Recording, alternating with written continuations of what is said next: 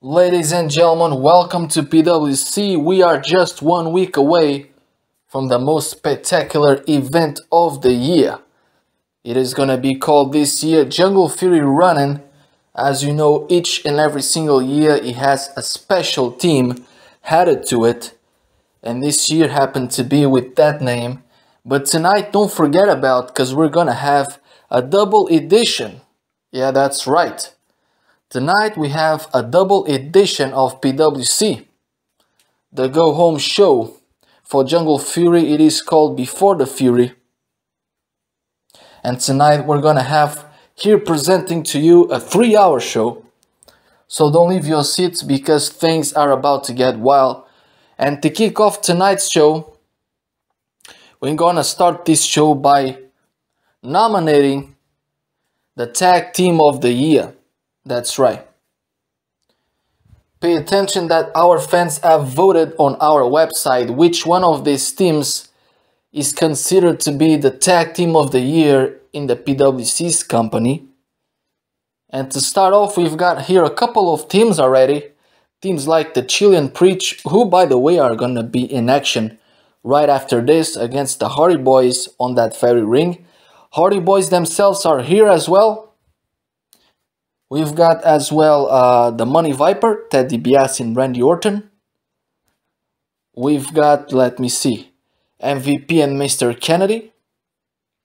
And many more teams. And I think the time has come to decide which one is considered to be the Tag of the Year.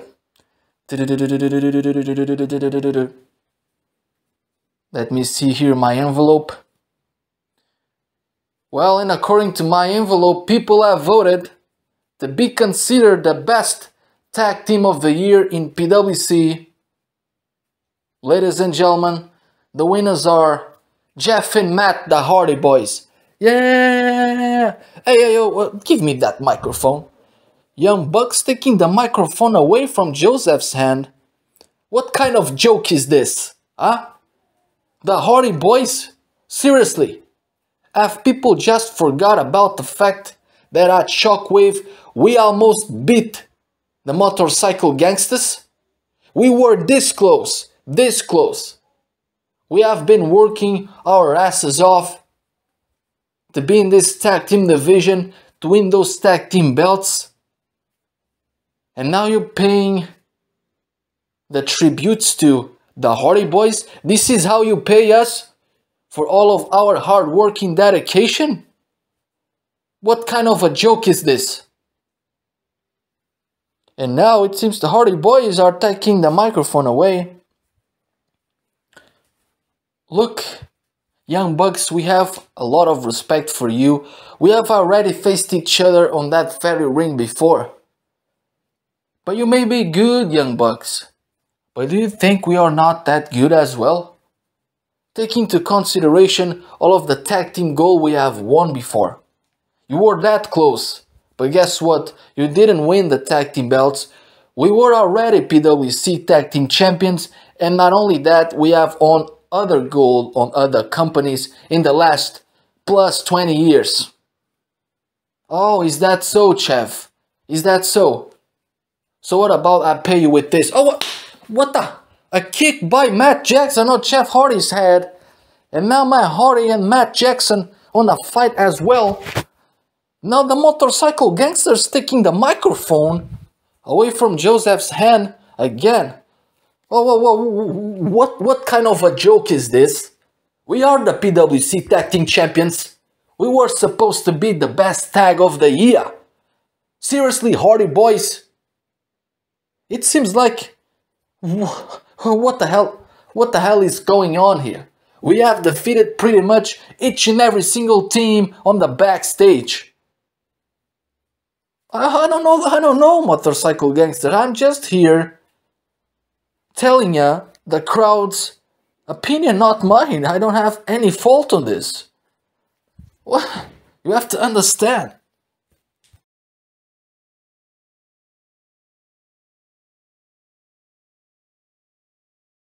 Well, and after this nomination of the year, we've got here in the broadcast table with us none other than Young Bucks Young Bucks, what happened up there on the stage?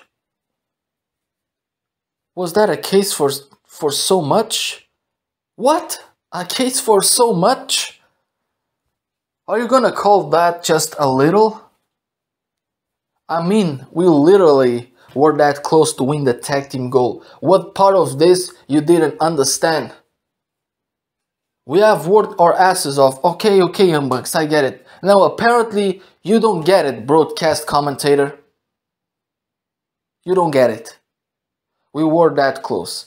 But you know, we already have put an end to this issue because we got ourselves into Tyson Kidd's office during the commercial break after all of that mess that went down on the stage nomination.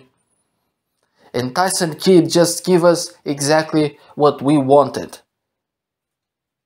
And we wanted a match at Jungle Fury to shed the mounts of the Hardy Boys. What? So is that official? Of course it is official, exactly. That is the reason why we are gonna watch this match right here on this shitty broadcast table between those two and the Chilean preach. We're not gonna leave this broadcast table. We're gonna watch this from the starting point up until the last minutes of the match. Alright, you're in your right. You're in your right. I wouldn't say any damn word anymore. You're in your right.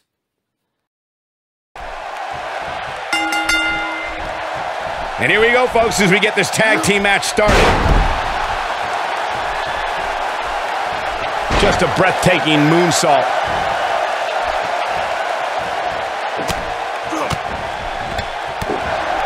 And he lands a savage elbow.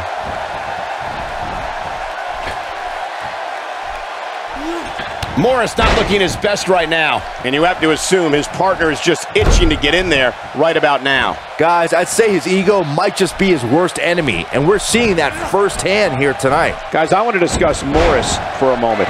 It's a tag team match, so the parts are sometimes greater than the whole. What can we expect here? If I'm sure of anything, it's that this team is primed and ready for their ascent to the top of WWE's tag team division. He comes into this match on a team that looks poised for victory, but the opposing team looks ready to call their bluff. This should be a good one. Looks like Morris is off his game here. If they want to win this match, he really needs to make a tag soon. He needs a breather in a bad way right now. If he could just make it to his corner and make the tag. Well, I hate to sound so negative, but his chances of winning this match look incredibly bleak right now. Oh, what a slam! Planted him. No doubt about that one.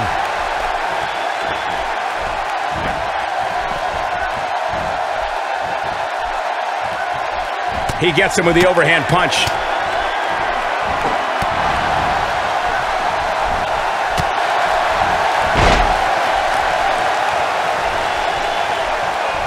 When his strikes land, you can feel it in the first few rows.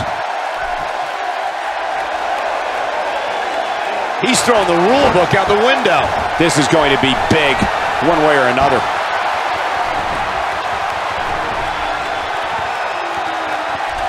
I could never dream of flying like that unless I'm in an airplane.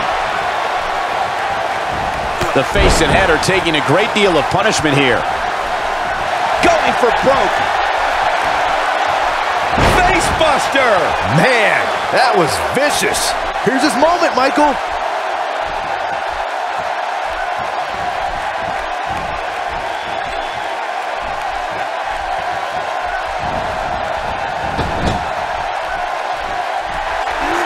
Here's a tag. Off the top. Swanton bomb. There's the cover. Can he do it?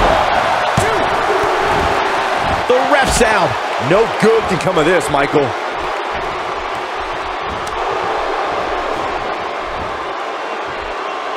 That slam put him in a bad way, guys. He's in a tough spot here, Corey. And if he doesn't get up, it's going to get a lot tougher. That was impressive. He might have it. A cutter! This one's over, guys.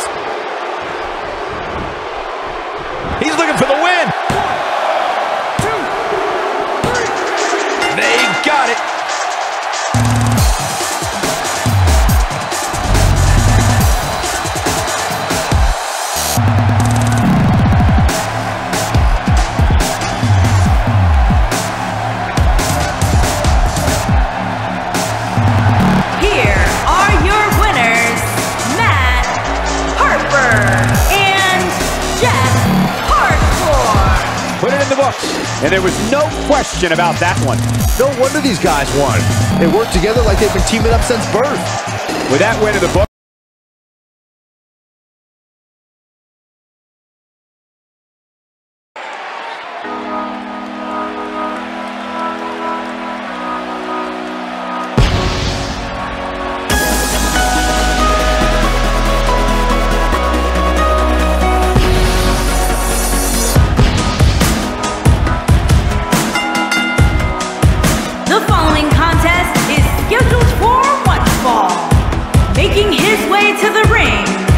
From San Diego, California, weighing in at 177 pounds, Rey Mysterio. Ladies and gentlemen, it's now time for one-on-one action. And Michael, it sounds to me like this crowd already picked the one who they want to win this match.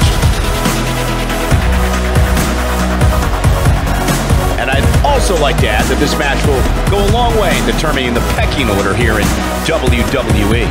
Yeah, and he's hoping his stock continues to rise. A loss here, though, would certainly crush those.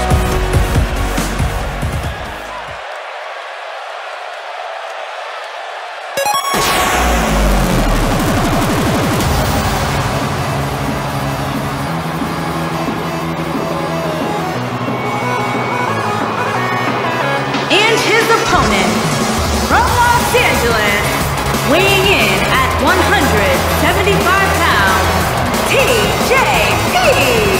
One-on-one action coming up here, guys, and I'm willing to bet this will be one we won't soon forget.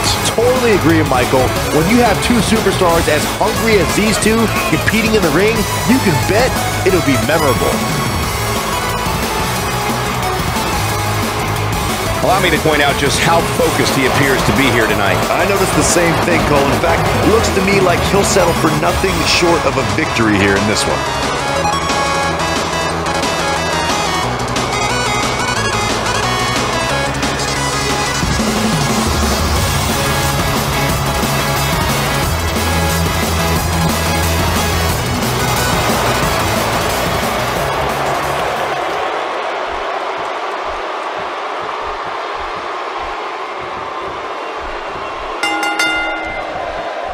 No other way to put it. This one-on-one match is going to be a struggle in every sense of the word. Neither man looks like they are remotely entertaining the idea of backing down.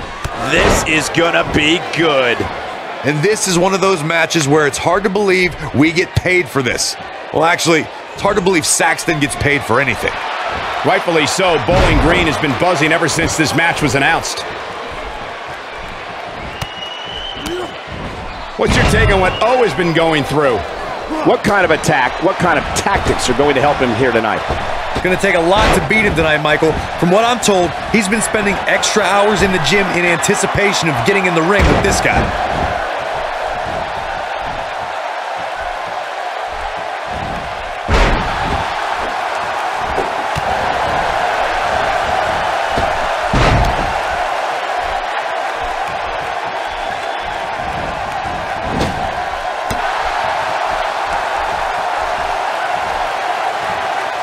You have to possess a different type of focus to punish an opponent like this.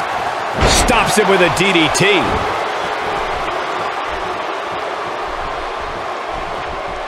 He's simply reminding him that he's here.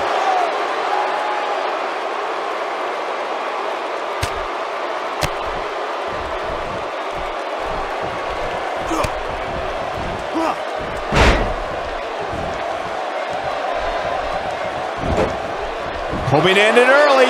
Referee barely had time to begin a count there. Yeah, seemed to be just testing the waters a bit there. He's stalking his opponent from the top turnbuckle. Incredible!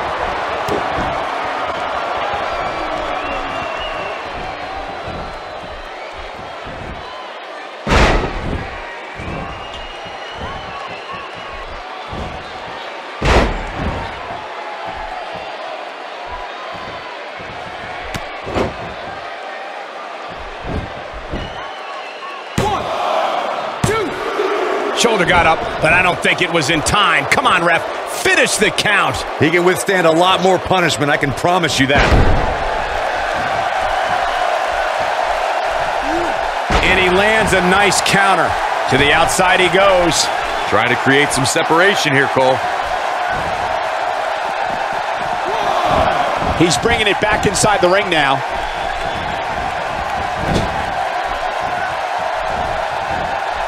Hold on, guys. This isn't good. No question about it, Cole.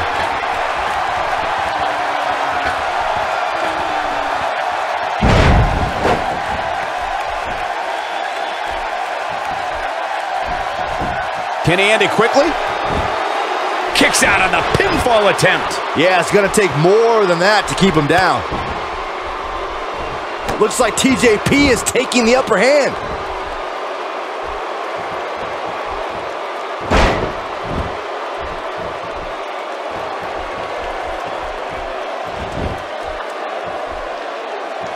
He's making a statement here with this attack.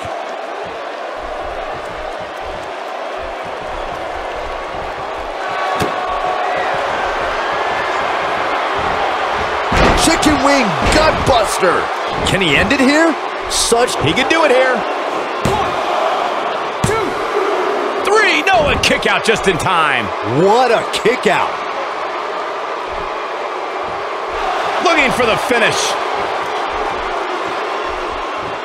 This is it. Bang! Detonation kick. Here's his chance to win this.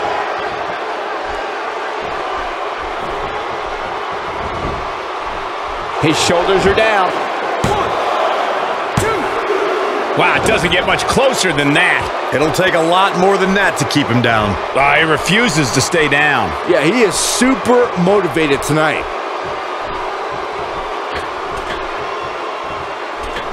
That one fails to connect. Great idea by him.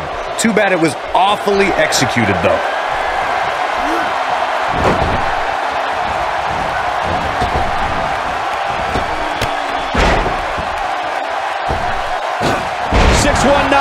Six one nine. Nobody does it quite like him. Still trying to get back to his feet here. He's clearly in a bad way right now.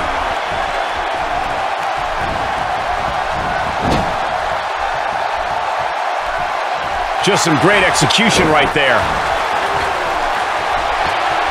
Whoa! Bad move there. I don't know what made him think that was a good idea. He's sending a message to the entire WWE locker room here.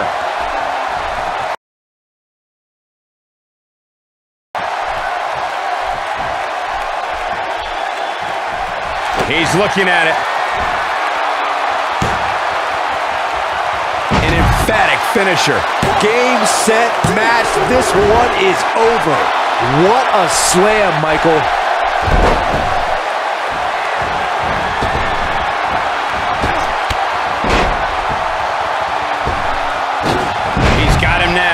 Will this be it? 1, 2, 3.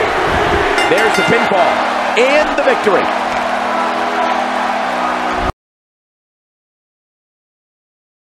Well, ladies and gentlemen, and apparently Rey Mysterio has defeated TJP, aka TJ Parkins, after issuing this open challenge.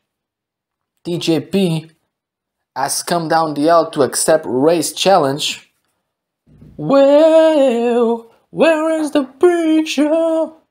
Now here comes the Big Show. He's right there on the stage. No. I cannot believe what I'm actually seeing here.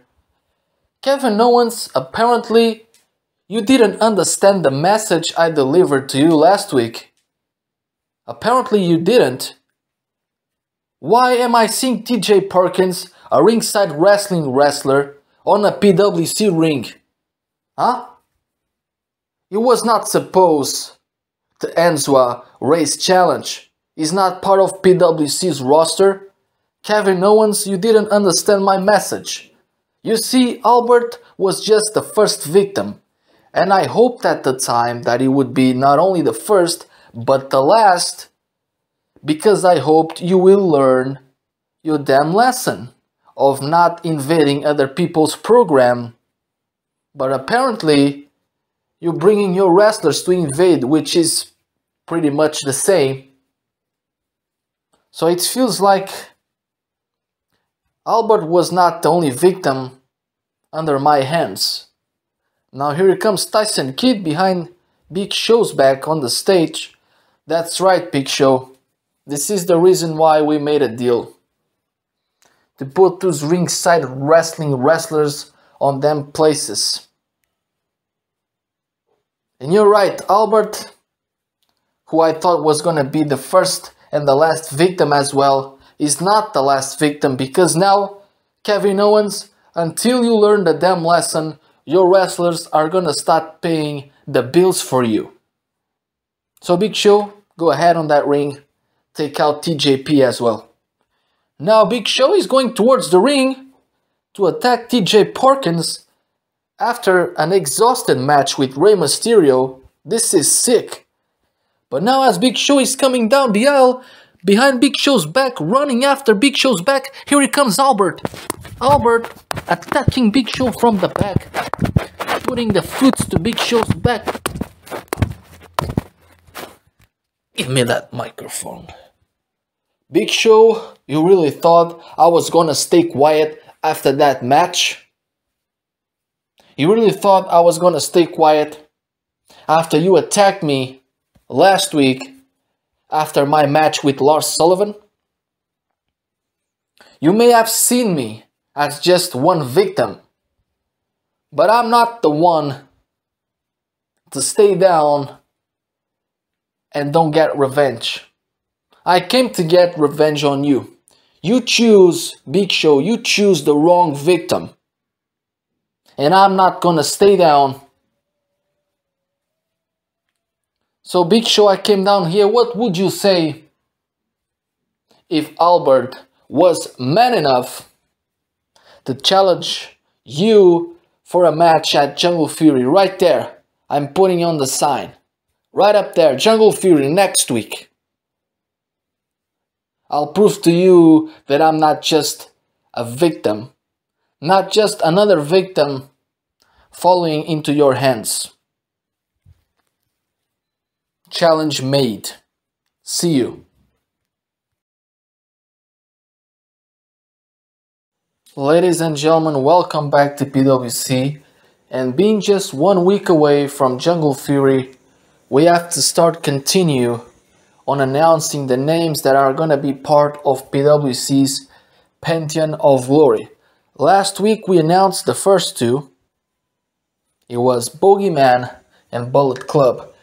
So tonight, and actually in the next hour, because this is considered a double show, we're gonna announce the rest of them. So check it out right now for the next inductee into PWC's Pantheon of Glory. She wrestled her official retirement match on May the 14th, 2023. Exactly this year at Stardom Jumbo Princess Forever, an event specially created for her retirement ceremony. She competed in a 30-person gauntlet match in which she faced the big majority of the Times roster, going against opponents like Ami Sourei, Aya Sakura, Julia, AZM, Anako, Anan, and many more. So tonight we present to you the next inductee into PWC's Pantheon of Glory, class of 2023, Himeka Arita. The WWE Universe on their feet.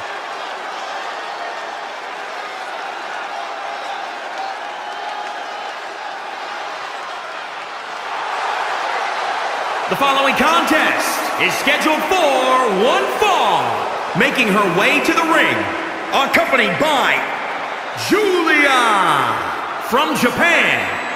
This is someone I can give my full support to. Someone who has the guts to stand up for what's right.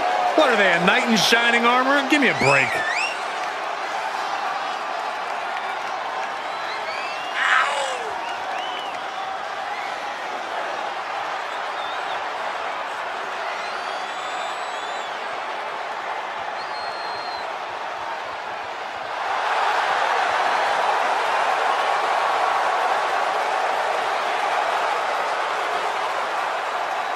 A competitor who is always laser focused on the competition. I expect big things from her tonight.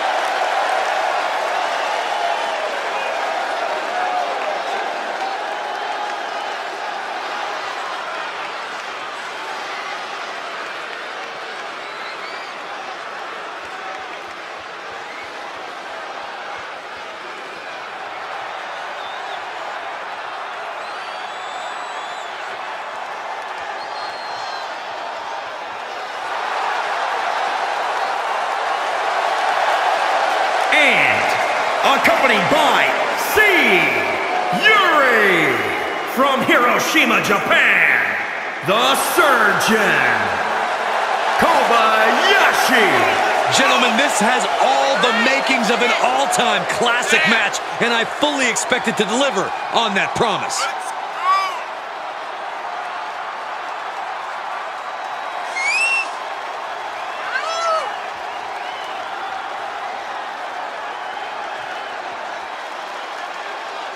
She has been counting the weeks, the days, the minutes until this match, and she is now ready to compete.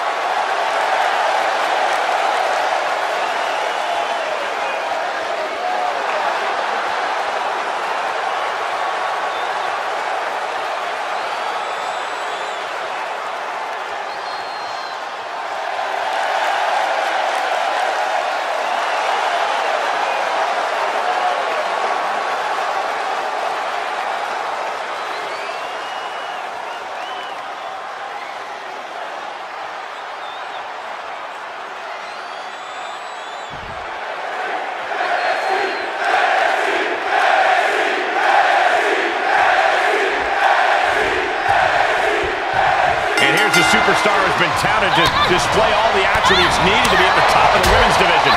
I agree with that, Michael, and no matter what success she's had, I believe there's even more untapped potential in her.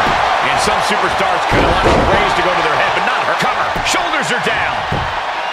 1, 2. Just gets the shoulder up. The end was in sight. Hitting the elbow drop. Top rope, here we go. Look at her stumble back up, probably seeing double vision. From way up, a double axe handle. Wait, is she? Yeah, looking for the submission. Wearing that area down here. What's going to happen here? I think she's got an opportunity to turn this around. She's just got to shift her. And she escapes the submission.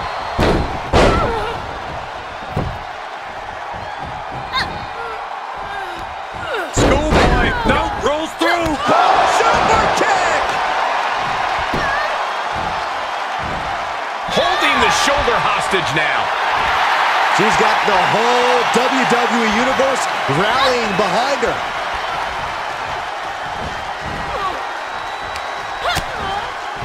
Continuing to attack the neck across the top rope. Kick right in the midsection. Ankle pick. Beautiful takedown. Knee crusher. That's gonna hurt. Dropping down all their weight. She could do it here. Oh, somehow. I think this match still has a ways to go.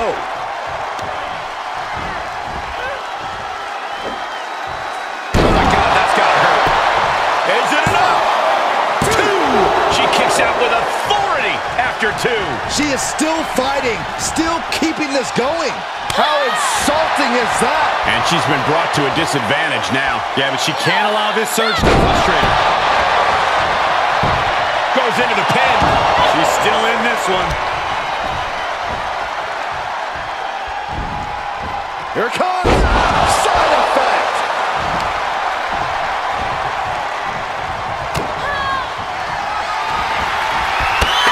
Scouted. That's the trigger for her to battle her way back into this. Landing hard on the back suplex.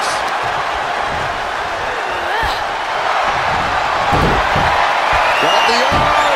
Disarmer. It's got to be over. Oh, look at this. Is she going to tap out? Think of all the pain radiating throughout her body. And she lets her free. But the damage was certainly done, Michael. Oh, stomping away. Great power mask. She covers for the pin. 1, 2. Now I thought he had it. You gotta be kidding me. Somebody pinched me. I gotta be dreaming. There's no way she's still in this match. Oh, it didn't go as planned there. Sequence of reversals there. And now she's climbing to the top turnbuckle. You can tell she wants to put an end to this. From the top. Dutami, brain chop. I don't really think this is the most opportune time to be looking for the fans' praise. Moved at the right time.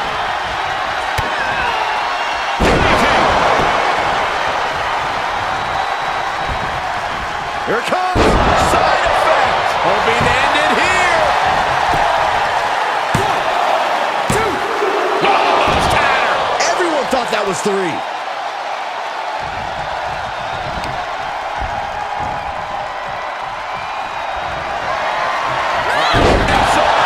One of the best to ever do that move. What a performance and what a win. Here is your winner. She is plenty to celebrate here tonight. This sort of win shakes up the women's division.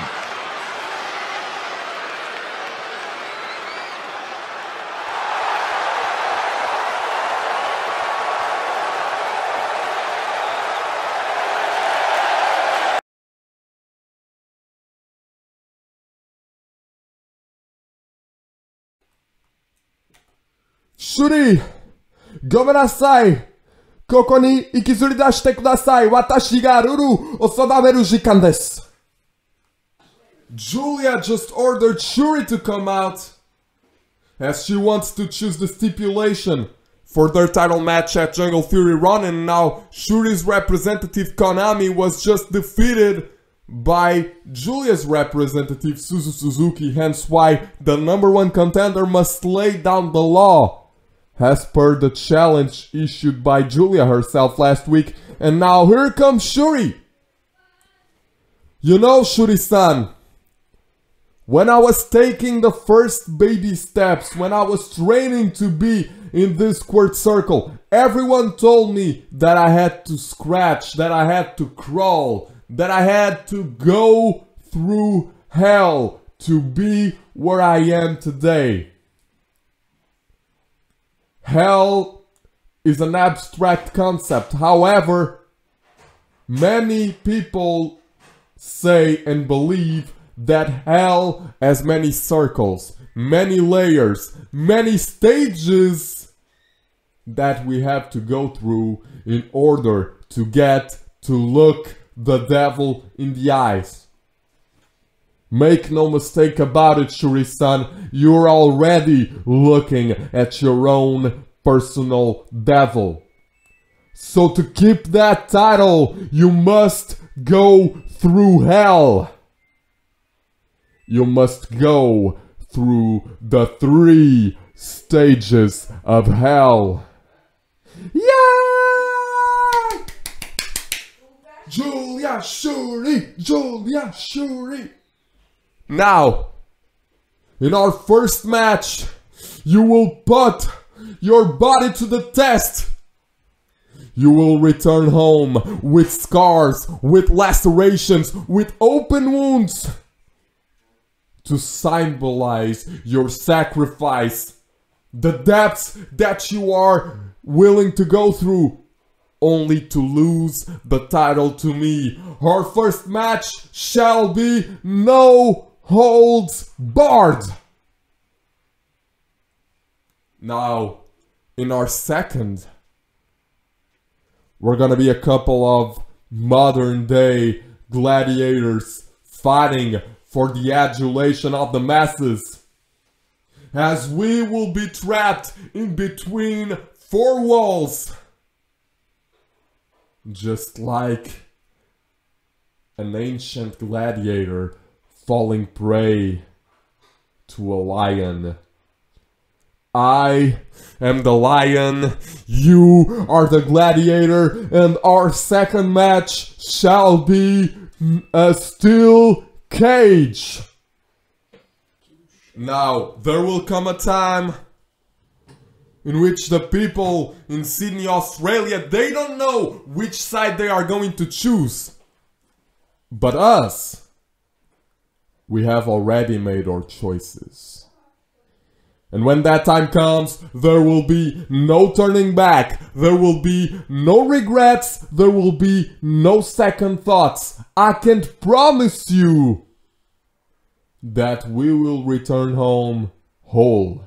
I can promise you that we will return home with a lifetime of hopes and dreams to cling on to.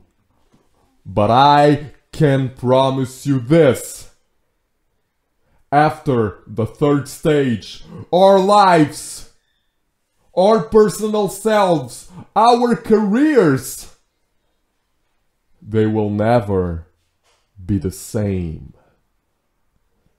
For in the third stage, I will close the door behind my back. I will be your judge. I will be your jury. I will be your executioner. In the third stage, you will come face to face with all your actions past and present.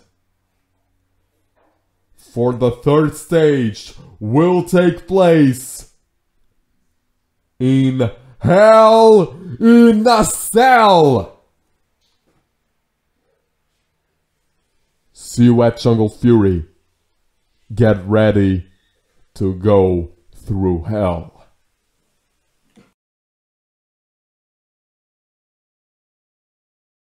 Ladies and gentlemen, welcome back to PWC.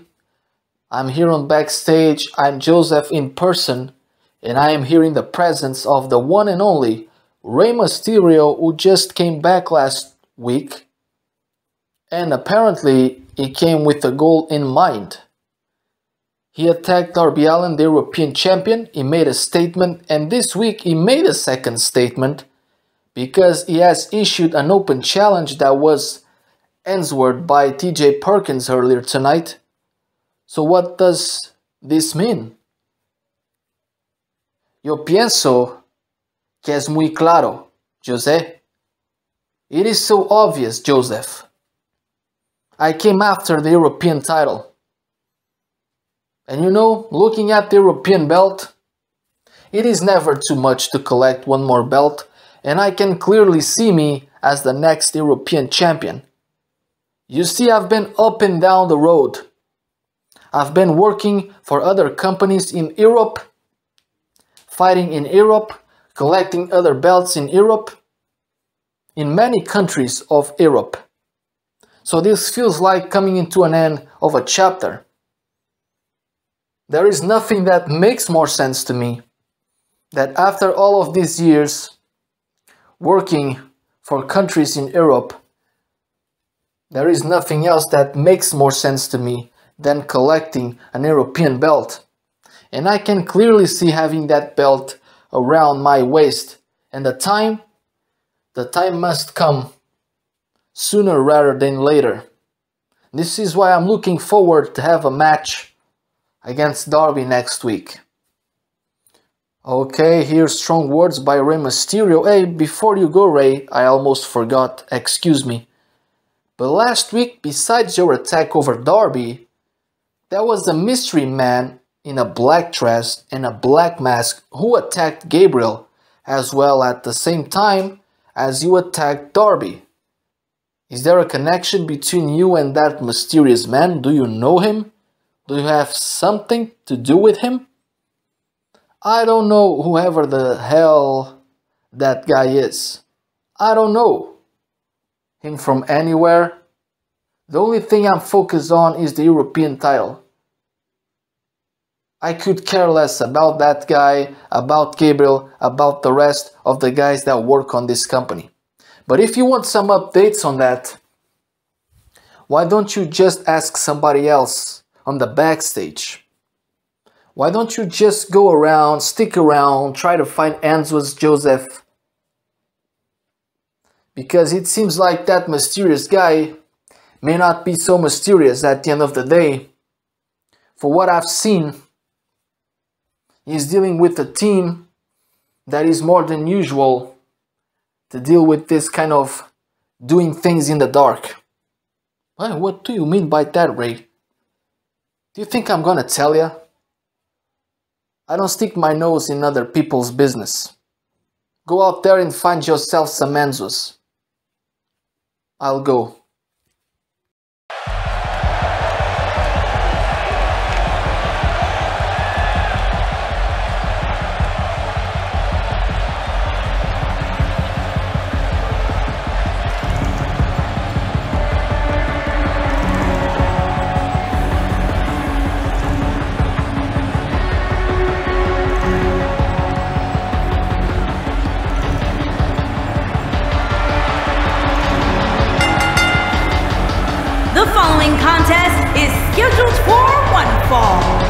Making his way to the ring, from Pierre, South Dakota, weighing in at 300 pounds, Brent, Webb. Here we go. This is the match a lot of these people came to see tonight. And with good reason, Michael. This one's been brewing for quite some time. And on top of that, this match will undoubtedly have a big impact on where these guys stand in the next WWE.com Power Rankings. And there's been so much upward movement from new faces over the past few weeks that dropping more than 10 spots following a loss isn't necessarily out of the question.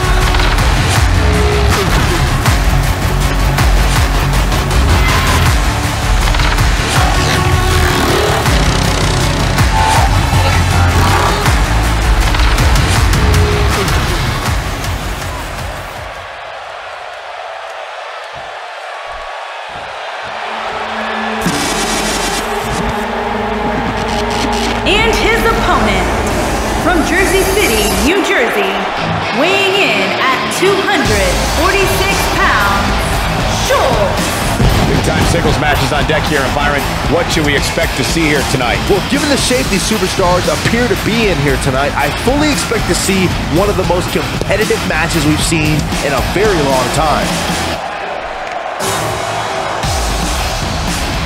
Well, he definitely looks ready for what's ahead of him here tonight, that's for sure. I'd agree with that, Michael. In fact, I don't remember the last time I saw him in better shape than he's in right now.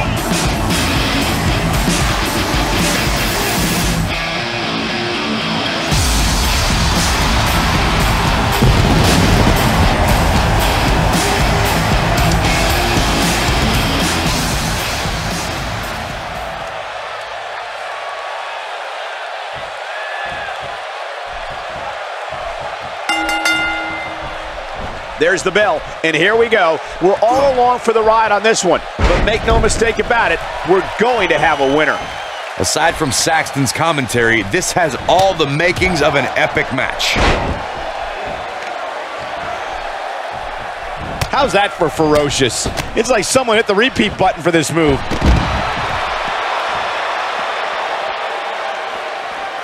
Hits the headbutt. Let's take a moment to discuss Schultz. In your expert opinion, what can the WWE Universe expect to see from him? He appears to have his game face on tonight, and he better, because the guy he's in the ring with is no nonsense. Here we go, Michael. One superstar determined to make a mark, and his opponent looking to take him down.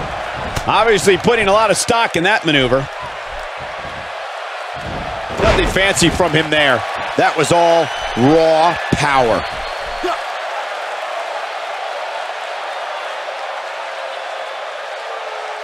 Now it's Webb on the defensive. He's going to have to cut off his opponent's offense quickly. He just has to make sure this doesn't get too out of hand for him. Sometimes, momentum has a way of permanently swinging one way. That's what he wants to avoid here. I know it's somewhat early still, but this could be a pivotal point in this match, guys. Let's see how he reacts here.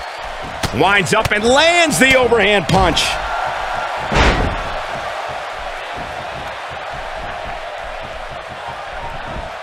Made him pay there. A sickening thud.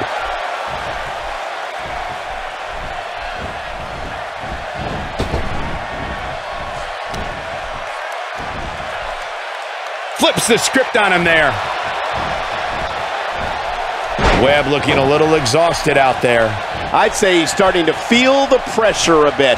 The amount of punishment he's absorbed in this match is absolutely insane. A lesser man would have given up and walked away by now. Sure, he's not looking great right now, but given his bold personality, I fully expect him to throw all caution to the wind in an attempt to get back into this thing.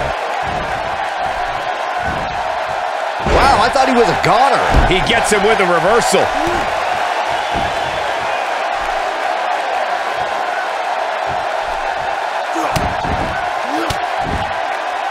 Not a good spot for Schultz. But he's very aware of who he's in there with and what he has to do to rebound. Well, he had to expect to take some punishment tonight. You don't step in the ring with this guy and walk away completely unscathed.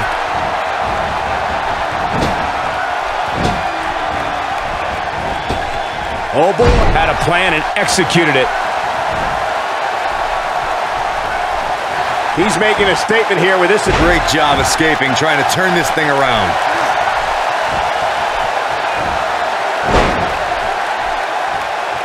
He's calling for it.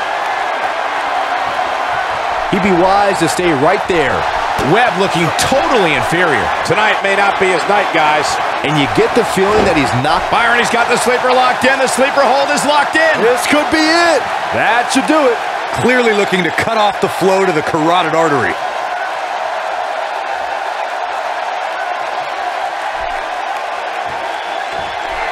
Nice job breaking out of that one. But there's plenty more work for him to do here.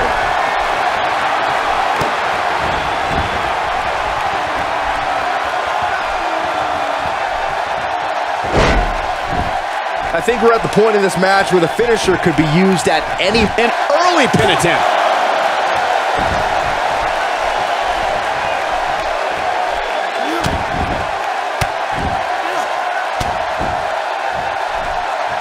Looks like Schultz's energy level is starting to fade. You have to wonder if he could recover from this, guys. I'd never count this guy out, but I'll tell you what, he's not looking so hot right now. He's really going to need to find a way to get back in this thing. You can't discount his aggressiveness, guys. That's a lot of the reason why I would say he's still winning this match.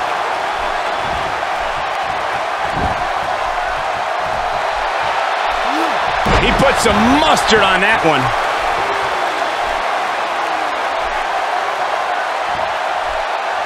Uh-oh, he's in trouble here. Ain't no stopping him now. He's fighting back here. I expected nothing less, Cole. Connects with a counter.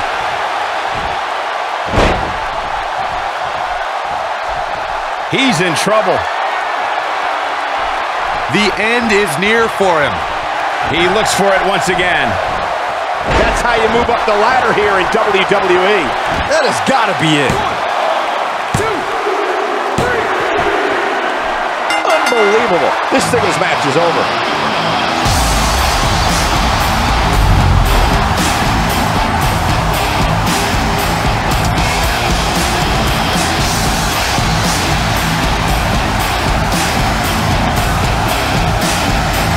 Here is your winner, Schultz. The referee's 3 count ends this one. And there's your winner, folks. That was simply a case of one guy determined to prove his dominance over another. As we close the book on this match, I need to remind everybody just how big of a win this was.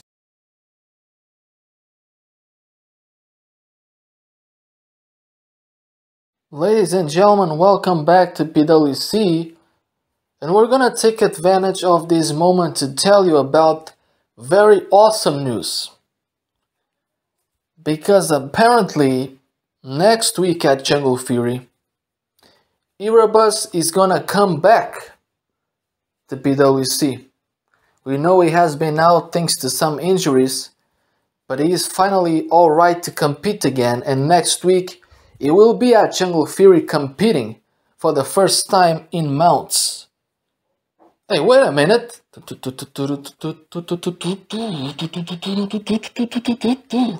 But what? Erebus is coming down now. Erebus is coming down the aisle. He was not supposed to be here tonight. He was supposed to come back next week at Jungle Fury. Why has he arrived earlier than supposed to? Well, I don't know. I'll go ahead and ask him. I guess we're about to find out. Erebus is already on the ring.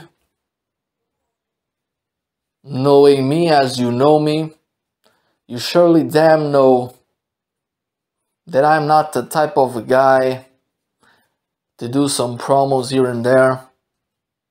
I'm not the type of guy to come back earlier than paid to. But tonight there was a reason why I came back earlier than I was supposed to. You see, I got myself into backstage. I was trying to jump into Tyson Kidd's office because I wanted to know who exactly am I gonna face next week at Jungle Fury. But I knocked the door and he was not there for some whatever reason. And either way, I entered into his office. And I saw this piece of paper above his table, the secretary table. A piece of paper that has the mention of each and every single name that is gonna be part of Pantheon of Glory this year. And I know some of those names were already announced tonight and even last week, but there was one specific name that caught my attention. A name of a guy who you must not be aware, but me and him, we were really close friends behind the scenes. Not really in the wrestling business, but besides the wrestling business, outside of this jail, we were actually pretty close friends. And I asked myself, what? Well, I asked myself, why don't I just simply go up to that ring and announce this name by myself? Not waiting for Tyson Kidd's permission to pass through those broadcast colleagues up there. I'll do it by myself, with or without permission of his. So, ladies and gentlemen, let me show you the next inductee into PWC's Pantheon of Glory 2023. Look at the tribute on the screen. This is from my close friend, who unfortunately is not here anymore. Ladies and gentlemen, Jay Briscoe.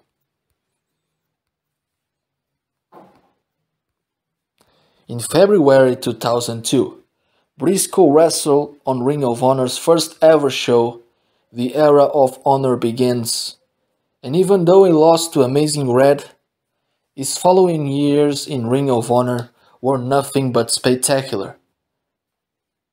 Being part of one of the biggest teams in Ring of Honor wrestling, the Briscoe brothers, Jay Briscoe have conquered lots of titles, especially tag team titles around the world. But unfortunately, as all good things may come to an end, at the beginning of this year, unfortunately he has suffered a car accident.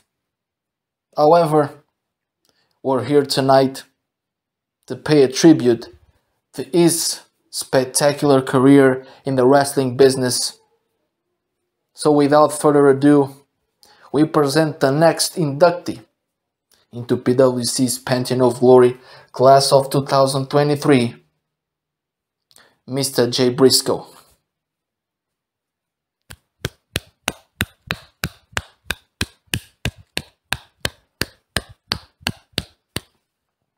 And now, oh no, here comes Tyson Kidd interrupting this. This was not exactly the right moment to interrupt things. Come on, Tyson. This was a tribute to Jay. Cut my music, please, cut my music. There is a lot of questions in mind that I have to ask you, Erebus. First of all, even though that Jay was your friend, I don't think it is exactly a good thing, not the best for business, coming back 1 week previous to your announce of coming back. That is bad for my business. You are supposed to appear on this TV only and only by next week at Jungle Fury. Now, second of all, who do you think you are to come up to my office, invade my table, and reveal a name of the Pantheon of Glory without my permission? I decide when and where to reveal those names. And it was not something for you to do either way. It was for the broadcast colleagues up there. Oh, and so what, Tyson? Do you think I am afraid of you and your shitty consequences? You can control whoever you want to. Bruce Bannister, Big G, now apparently Moose, Scott D'Amore, Big Show. But I'm not one to be controlled by you, Tyson. So I do whatever I want, when I want, and how I want. Oh, really? Is that so? Is that so, Erebus? I'm still the one who pays your salary each and every single month. Hell, even when you were at home dealing with that stupid injury, I was still paying you. So I earn more respect from you than just that.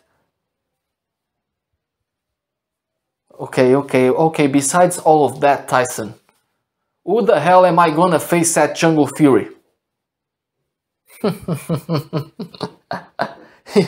You really want to touch on the wrong thing, do you? Since you have behaved so bad earlier tonight, here is the thing. As a consequence, I'm not gonna tell you who are you gonna face at Jungle Fury. You're gonna find out at the time of the match next week without knowing previous who are you gonna face in reality. So you're gonna have to deal with the wait for it. Sorry, but you caused this.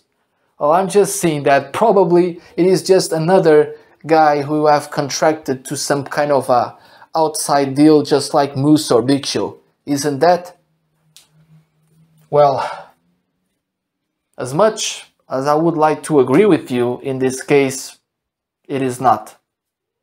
The guy who is gonna face you next week just happened to not even appear in front of my face, but his manager came up to my office earlier tonight, and it is such a great business opportunity, the best for business wise.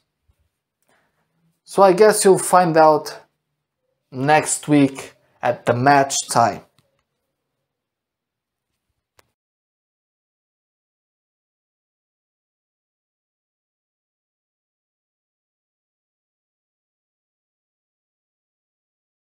Ladies and gentlemen, welcome back to PWC, and apparently at the beginning of this week, it seems like Mr. Shaygon has invaded Impact Wrestling Ring.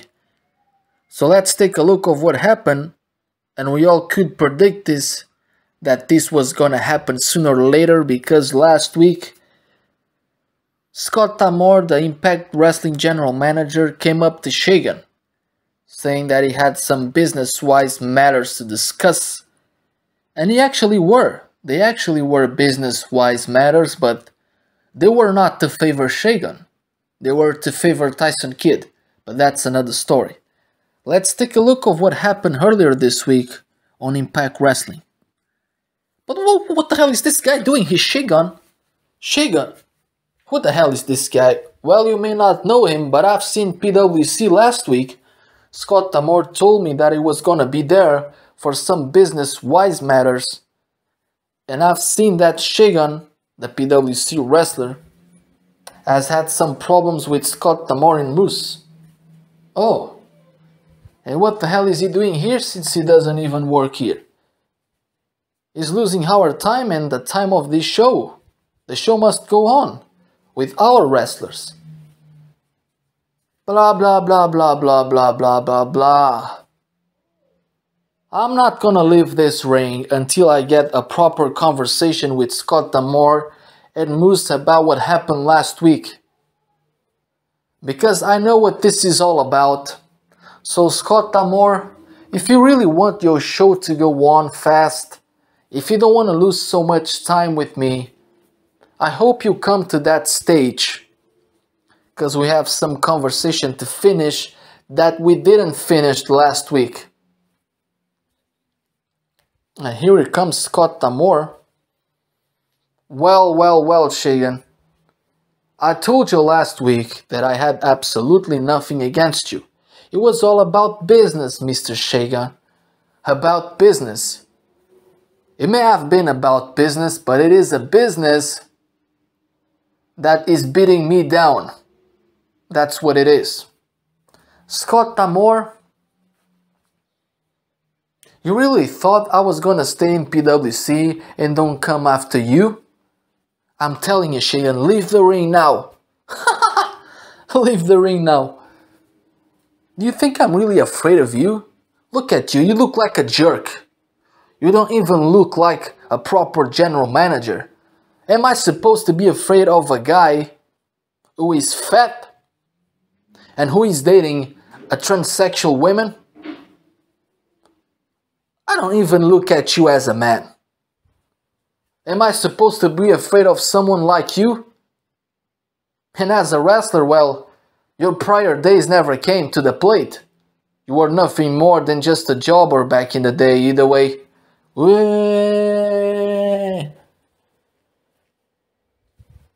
Scott D'Amore, you're not exactly at the right place to call shots on me or try to put some orders on me. Okay? And about those security guys, look at their faces. They are just afraid of looking into my eyes.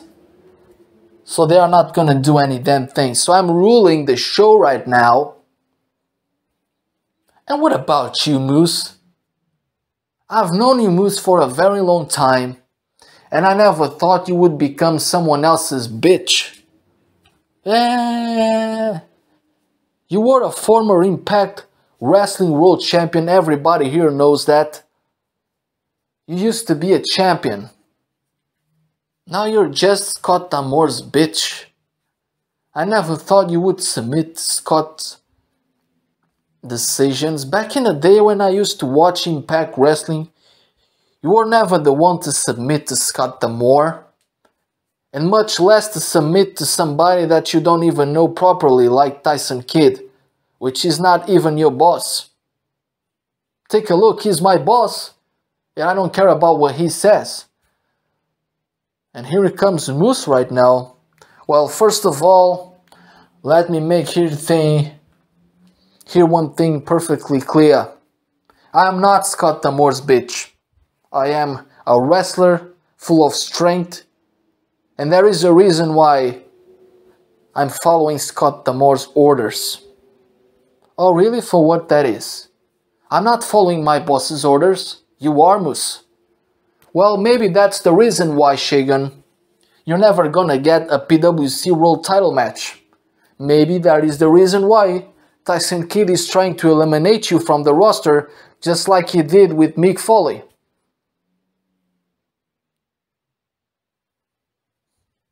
Okay, that may be so, but at least there is two things I'm gonna keep up to. My wrestling career, even if it is not on PWC, and first of all, my dignity, which is something you have lost a long time ago. If Tyson Kidd has sent you, and Scott D'Amore has sent you, to try to eliminate myself, I guess I'm not gonna back down, Moose. So Jungle Fury is coming around the corner next week. And I really hope to see you on that very ring. You know? Because if you accepted so quick Scott D'Amore's proposal and Tyson Kidd's deal on trying to put your hands on me to eliminate me, Now you're gonna finish what you once started at Jungle Fury. You got me? I know you would come with that challenge. But there is one condition in return. Oh, so now you speak for Moose. Let me finish. There is one thing in return. If you really want to fight here, my man Moose, at Jungle Fury, you're gonna have to put your career in PWC at stake. Haha, I knew it. I knew it. Just like Tyson did to Mick Foley. Now he's trying to do it to myself and to everybody who makes front to him. But that's okay. That's okay. If you think I'm gonna back down just because of that, I don't mind. My career, even if I didn't win, which is something that perhaps is only gonna happen when the chicken gets tits. But even if I didn't win, career in PWC could be over, but it is gonna continue somewhere else. But I'm damn sure I'm gonna win that match. Because am I supposed to be afraid of a ringside intervention of someone like Hugh Scott? I don't think so. I'm out of here for now.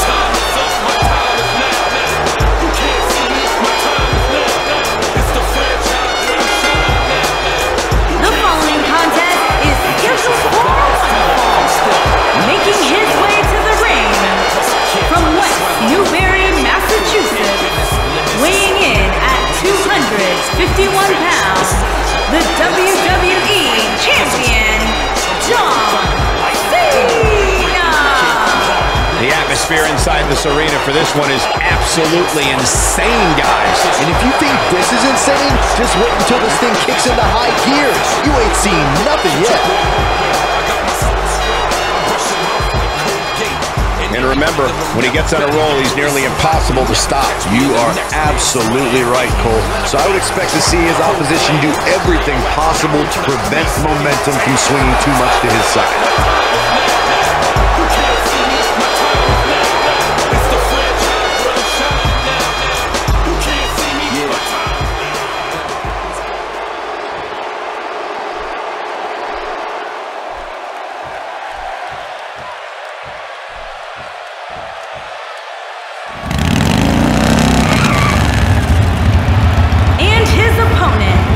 From Chelsea, England, weighing in at 317 pounds, Matt Ryan. Guys, we have two of WWE's most exciting superstars ready to square off here. And there's nothing quite like seeing two superstars settling it in the ring in one-on-one action, Michael. And Byron, I'd say he appears to be at the top of his game right now. Well, he's going to need to be if he wants to survive this match, that's for sure.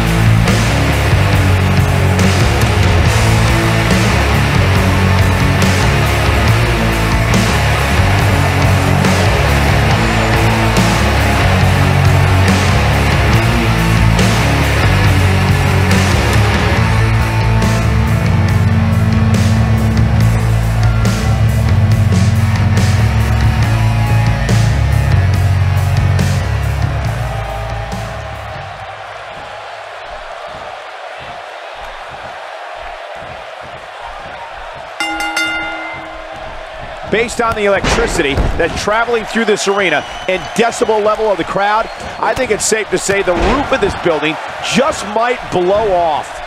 If you haven't hit record yet, now might be a good time to do that. These guys are going to have a match you'll want to watch over and over again. And guys, the great city of Anaheim has seen many great matches over the years, and this one should be no different. And so what are your thoughts right now on John Cena? What, in your opinion, can the WWE Universe expect from him here? I can't wait to see how this one plays out, Michael.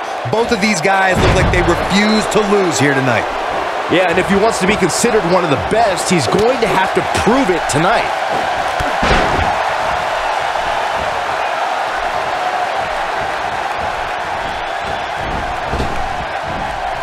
Moves like that can upset your opponent more than hurt them. Who knows what's broken in there?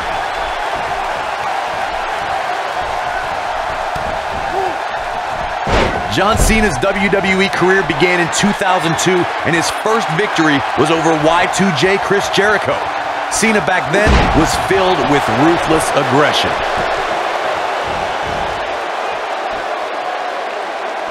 John Cena got him there.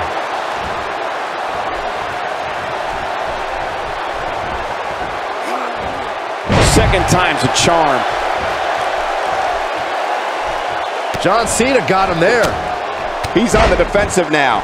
I'd say he's starting to... And he goes for the pin. There's the kick out. Wow, what a display of heart and determination.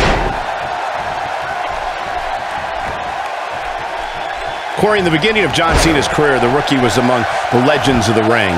Cena became U.S. champion, defeated my former broadcast colleague JBL at WrestleMania 21 for his first WWE title. We really don't have enough time in this broadcast to talk about all John Cena's remarkable career accomplishments. The man has WrestleMania victories over the likes of The Big Show, Triple H, Shawn Michaels, and that's just the beginning. This is the Cena that's just about unstoppable.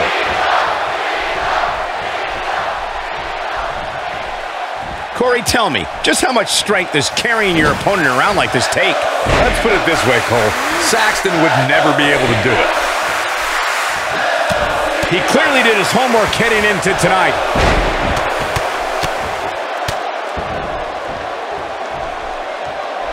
I've said before that superstars need a finisher that they can apply to any opponent.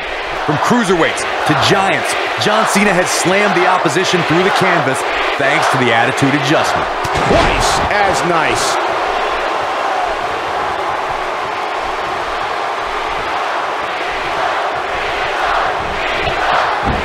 No, reverses it.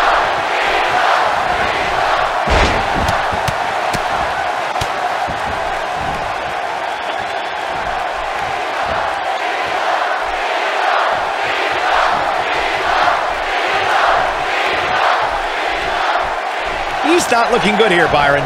No, he's got to get up, and he's got to get up now. One of the most impressive shows of strength in this business is John Cena's attitude adjustment. Oh, knuckle shuffle! Just when you thought he had nothing left.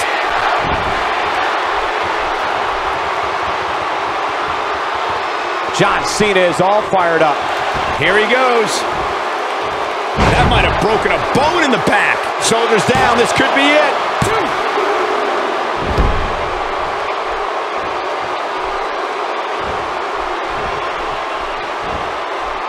And it's reversed.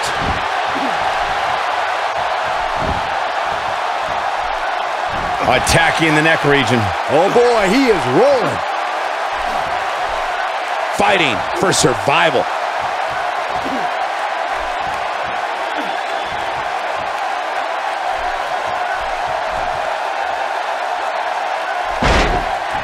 Oh, and he breaks free. But the damage might have already been done, Michael.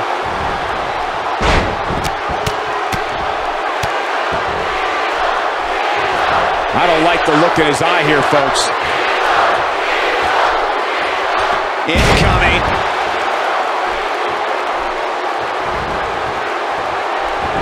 He's too quick for him there.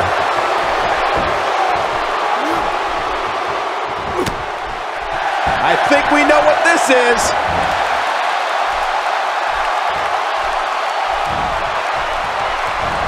We may have discovered his favorite move.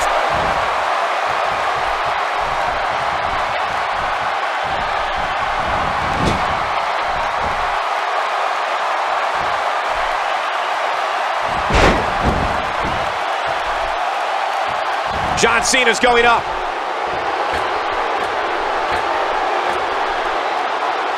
Incredible! That'll make your heart beat.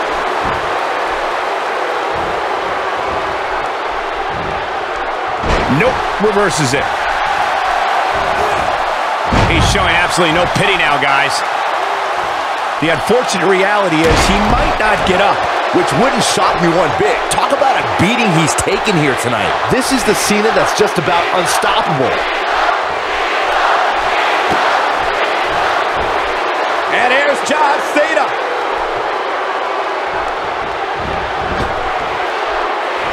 Five-knuckle shuffle. That's how you put an exclamation point on the end of a match, guys. My goodness, that connected. He's lining him up, and Cena is feeling it right now. He's looking shaky. This could be the end. Attitude adjustment. That's what he was looking for, Michael. He can't take much more. John Cena got him there. This should do it right there.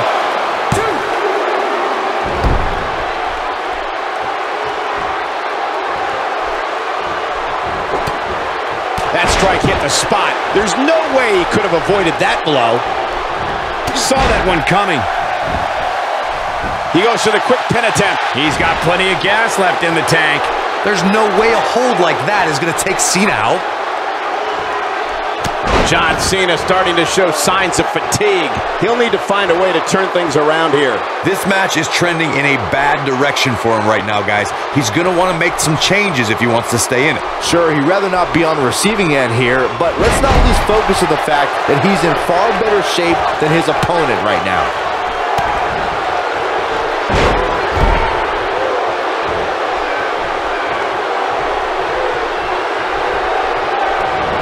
Toss to the outside. Look out!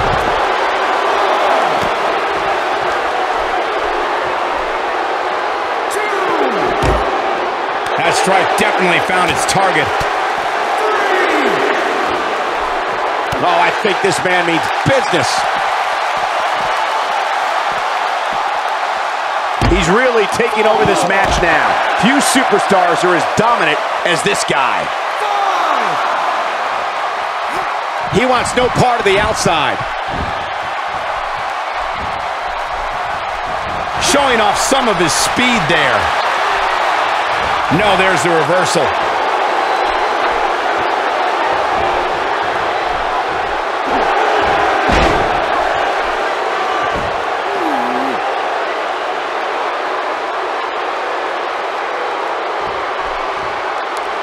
You'd have to think hitting the finisher here could end this thing.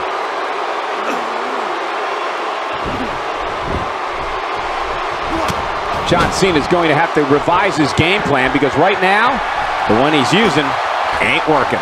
He might just have nothing left to give, guys. The damage has been done, guys. I don't see how he can possibly... Will this be it?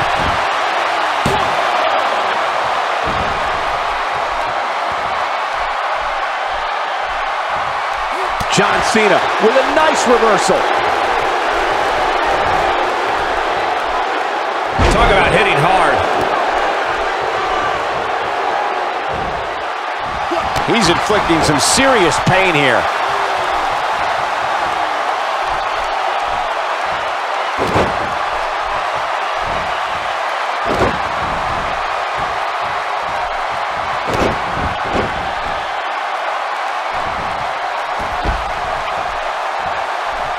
I don't know how much more these superstars can take, guys. You'd have to think something's got to give here soon. Driven down face first with a suplex.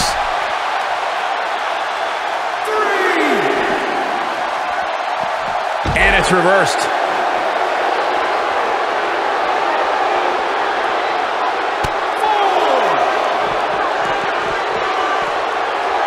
You can see the wear and tear that this fight is taking out of these men. Ooh, with the point of the elbow. This is the Cena that's just about unstoppable. And here's John Cena.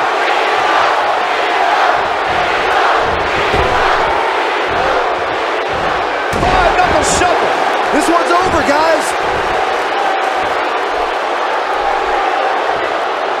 He's almost got it. Attitude adjustment! Warm up the bus. This one is over. He's teetering on the edge here. Here he goes for the win!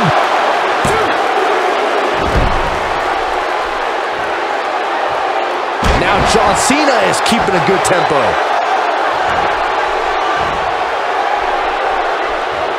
That's the way they drew it up. Not sure he has enough gas left in the tank, but he's looking to answer the call.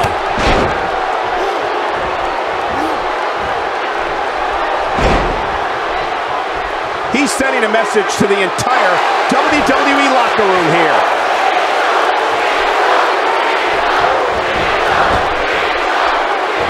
Five-knuckle shuffle. We may be looking at our winner here, guys. That is exactly what John Cena needed. One more look at it.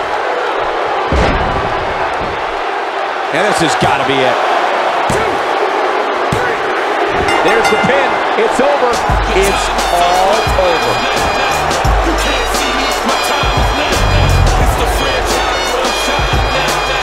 You can't see me. My time is now. In case you forgot or fell off, I'm still not your shell off. I'm money stacked fat, plus I can't turn the swell off. Here is your winner, John Cena. Talk about having to dig down deep to pick up the win. Hey, they both gave it their all, but in the end, we were left with the best man standing. That's one of those personal WrestleMania moments in memory. So, arguably, the greatest of all time, John Cena wants to teach LA Knight a lesson. But it's funny that he intends to do that when he just couldn't find a way to beat a 7-foot Renegade of the King. Yeah! John Cena, I said this before and I'll say it again. You are one of the, if not the, absolute greatest of all time to step foot in that squared circle. You stand in that ring with the standard of being a 16-time world champion, 2-time Royal Rumble winner, Money in the Bank briefcase holder. And think about this for a second. All the Hall of Famers and future Hall of Famers of this industry, they all got a taste of your hands. Randy Orton, Triple H, Edge, The Undertaker. With these 4 guys, you protagonized some of the most iconic feuds in this business. But you've got to understand something.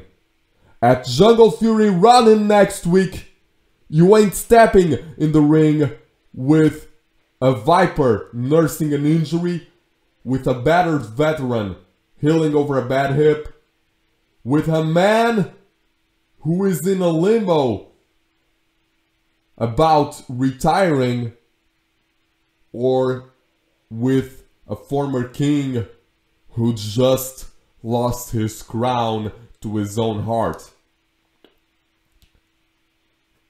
At Jungle Fury Ronin, John Cena, you are stepping in the ring with the present, and you will get a taste of the future when you get your kister kicked by the one and only megastar, with everybody saying LA Knight. Yeah!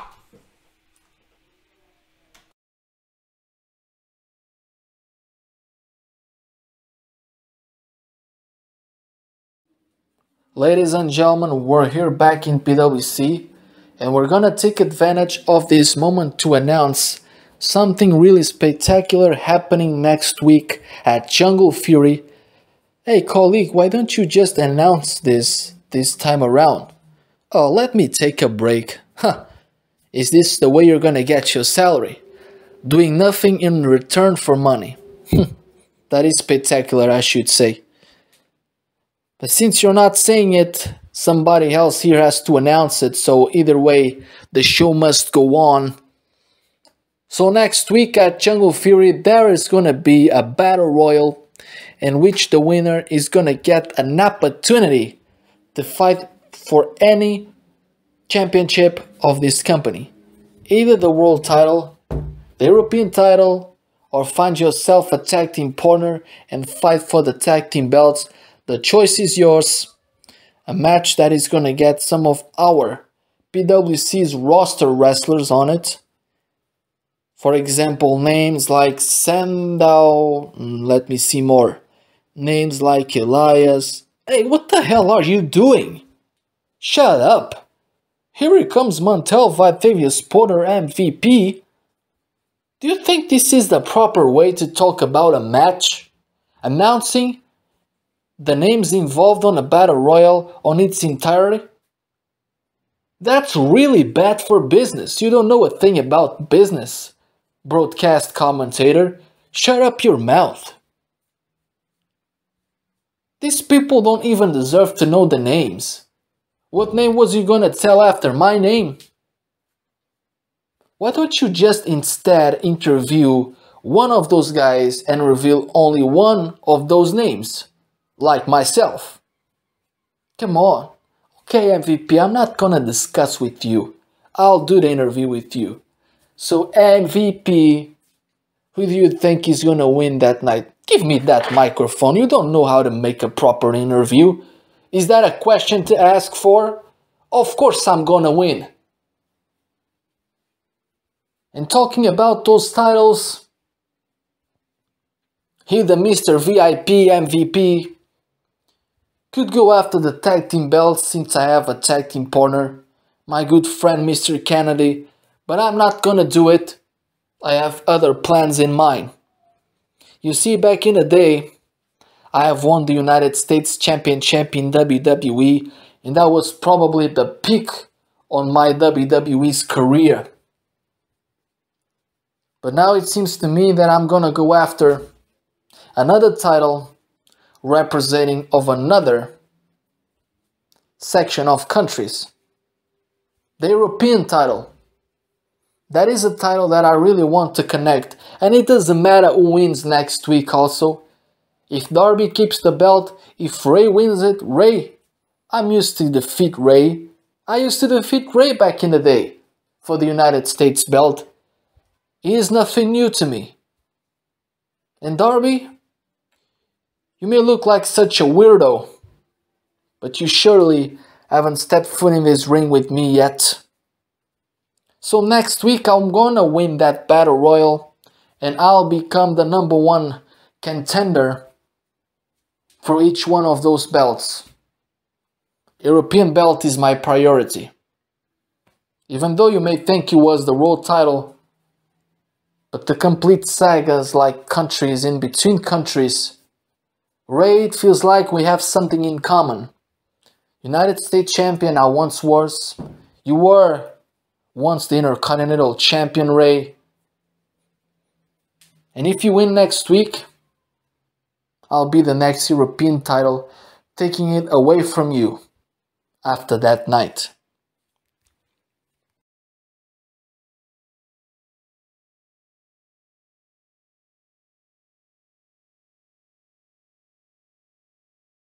Ladies and gentlemen, welcome back to PWC, and this is perhaps the most long-awaited moment of the entire night of the first hour, because for what I've listened to in my ear, this is probably the most controversial induction into PWC's Pantheon of Glory that we are going to witness right after my speech. The first moment I got to listen to this, I could not believe it.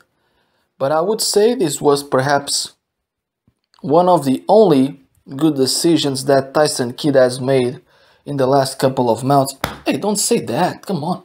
Talking those things about our boss. I had to say it, you know it is true, come on. Don't kiss our boss's ass. Like I was saying, take a look for yourself to see which one is the next inductee into PWC's Pantheon of Glory class of 2023. Check it out for yourself.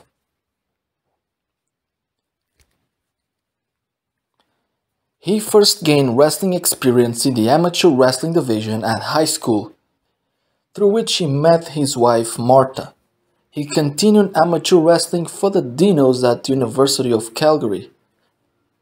He placed fourth at the 1984 Canada West Championships in the 66 pounds weight class. Yet he has moved on to become one half of the tag team champs in WWF alongside Bret the Hitman Hart. Part of a family that was more than used to wrestle. A family that has a big place in the wrestling business. He has won titles not only with Bret but with Jim Neidhart as well. He has even had a feud with his longtime family mate Bret Hart and even British Bulldog. So tonight, we take advantage of this moment to introduce the next name on Pantheon of Glory ceremony, Owen Hart.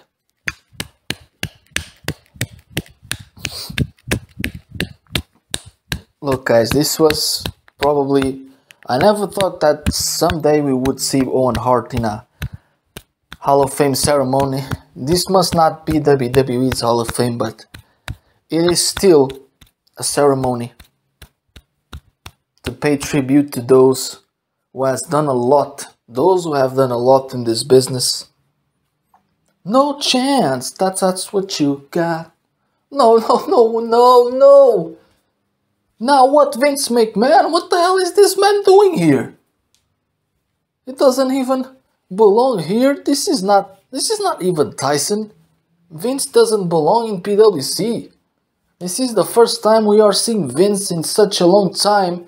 Vince McMahon in PWC, the first time we're seeing this man in such a long time here in PWC.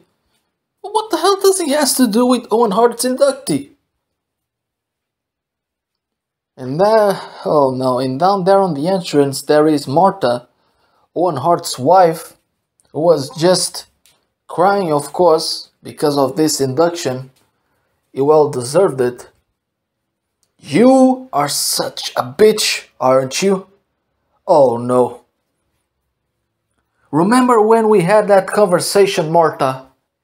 I told ya I could put Owen Hart on Hall of Fame class of the WWE, and you refused it because you always thought I had something to do with his death. And now, more than 10 years later, you're up here in PWC having conversations with Tyson Kidd to introduce Owen Hart into PWC's own Hall of Fame name, Pantheon of Glory. Oh, that is so convenient. Tyson Kidd was part of WWE and is surely part of the Hart's family to a certain degree, so I get it. But Owen Hart's place was in WWE. The man died doing what he so loved. And so what, Vince? You are gonna still trying to convince me you had nothing to do with it? The idea of him flying down there, not to that ramp, but flying up there to the rafters, going back to his blue blazer gimmick, that idea came from your bookers. So indirectly it was your decision because you ruled those bookers. So what are you gonna tell me? That you still don't have anything to do with it? You had everything to do with it. But I'm not gonna discuss that. Listen, hey, Vince. And here comes Tyson Kidd now. I don't want any problems here on my show, okay?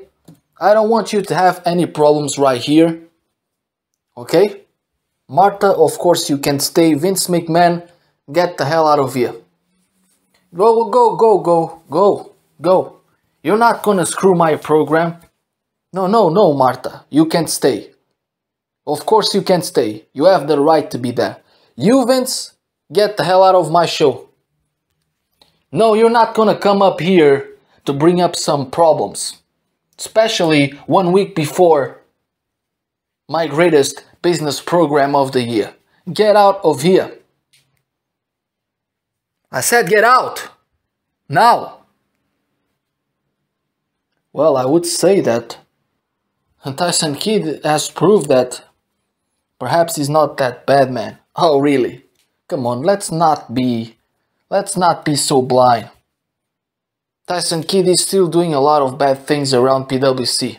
But I have to agree with you. He has done a very good thing by putting Owen Hart in our class of Pantheon of Glory. I can give you this. I'm not only here to call the things that Tyson has done wrong. This time around he has done right.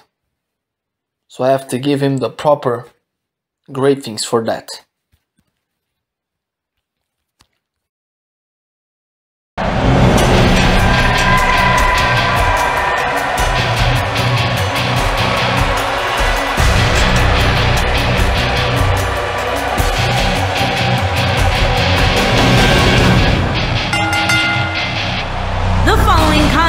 Is scheduled for one fall, making his way to the ring from the Rocky Mountains, weighing in at 330 pounds, Lars Sullivan. We have one-on-one action on the way, and this one should be nothing short of amazing. I don't doubt that for a moment, Michael. In fact, I would go so far as to say this match might just steal the show.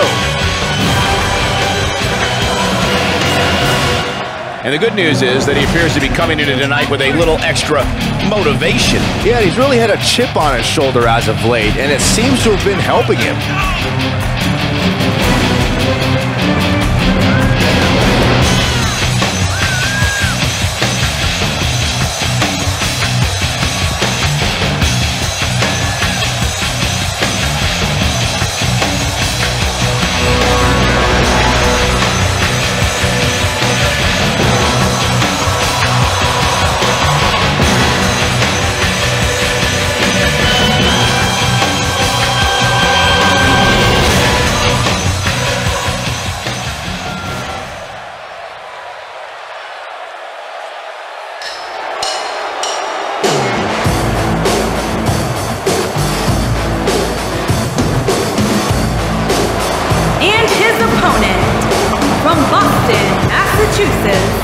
Weighing in at 350 pounds, the ECW champion, Albert! Albert is without a doubt one of the most imposing figures you'll ever see. He's just a giant mass of humanity. That's the best way I can describe him. Now look at this. Uh-oh. Oh, man. Still not officially underway. Ref's going to call it if they don't get into the ring. Yeah, this referee's... Both men enter this match with tidal waves of momentum, which set them on a collision course for this very moment. It's all or nothing, and these two men wouldn't have it any other way. And by the sound of things, this crowd is just as excited for this match as we are.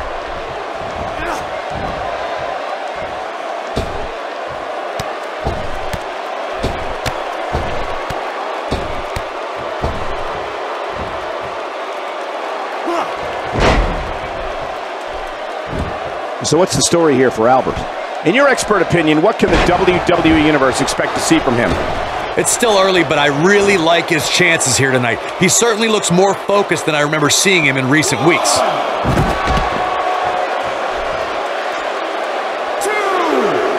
Unleashing it for the second time now.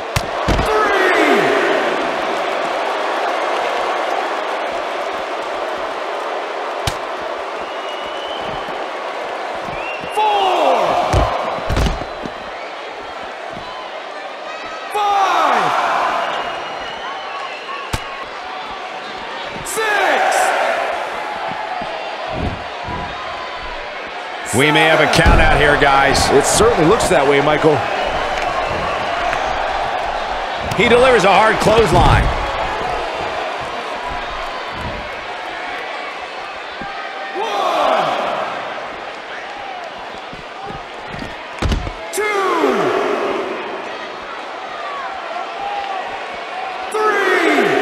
And he delivers a spirited elbow.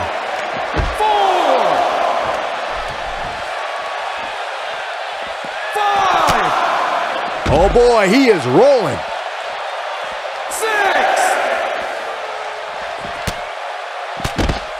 Ah, close to getting a count out here.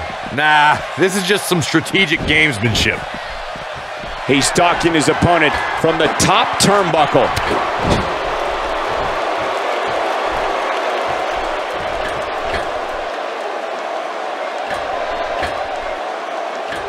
And he comes crashing down.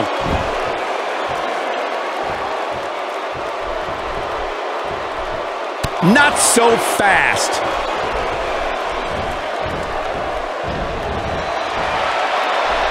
Counters that one.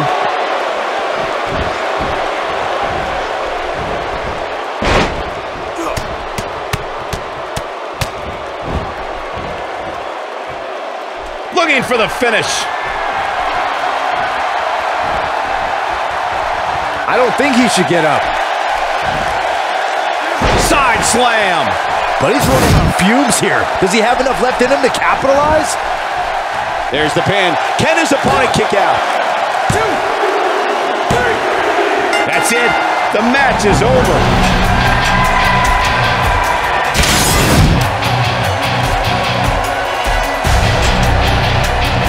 Here is your winner, Lars Sullivan. Nicely done. Picking up the win here. Great effort from both. Now look at this.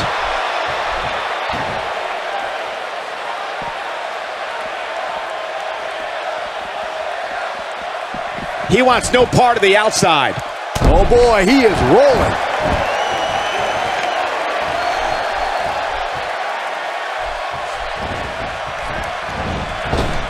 Looking for the win. I can't tell you how many victims have suffered the same fate. That's what he was looking for, Michael.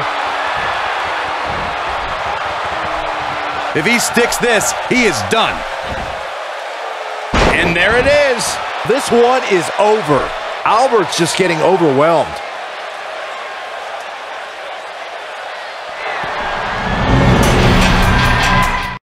Ladies and gentlemen, welcome to PWC. We're here in the second hour. Remember, this is a double show edition of PWC. And man, to highlight the first hour, what the hell happened there? Many good things to build up for Jungle Fury next week, including the unexpected introduction of Owen Hart in the PWC's Pantheon of Glory ceremony this year. Well, and we're still gonna have a couple of matches for tonight.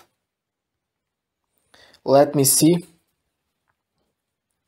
So tonight we're still gonna have Moose is gonna be in action on PWC thanks to Tyson Kidd's demand and that outside deal, quote unquote outside deal. Moose is gonna face Mr. Kennedy. Shaygon is gonna face one of the members of the Battle Royal next week, Sandow. And the main event, Uthred is gonna join forces with Kenny Omega to face The Rock and Big G. What about this, huh? And so tonight, here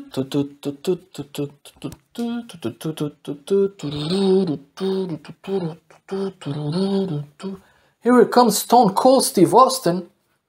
Oh, if I could believe, and if I could remember, last week he was up here, the guest, the host of the program, but he ended up calling some shots on what's going on nowadays with CM Punk in the wrestling business. He issued a challenge to CM Punk, but he hasn't appeared here since, and he hasn't ends with Stone Cold at all, so is the match still scheduled to happen, or was it scrapped? That's a good question. I guess we're about to find out. If you cannot wait to see Stone Cold Steve Austin at Jungle Fury in action, give me a hell yeah! Hell yeah! Well, that's exactly what I would like to see as well. But at this time of the day, I don't know if that's gonna happen after all. Ooh! I tried to make it work. I called out CM Punk for a match at Jungle Fury. After the beef that's going on the social media and the wrestling business because of his attitude towards the last years of his comeback. But when I got to home last week, I thought my Twitter account or Instagram account would be full of CM Punk's shots on me. I thought he was coming out to call some shots on my social media, to the point of even consider answering my challenge, but the reality is not a single word came out of the mouth of that punk. So is it still a solid idea? Is the match still gonna happen either way? That's why I'm here tonight. That's exactly what I want to know about.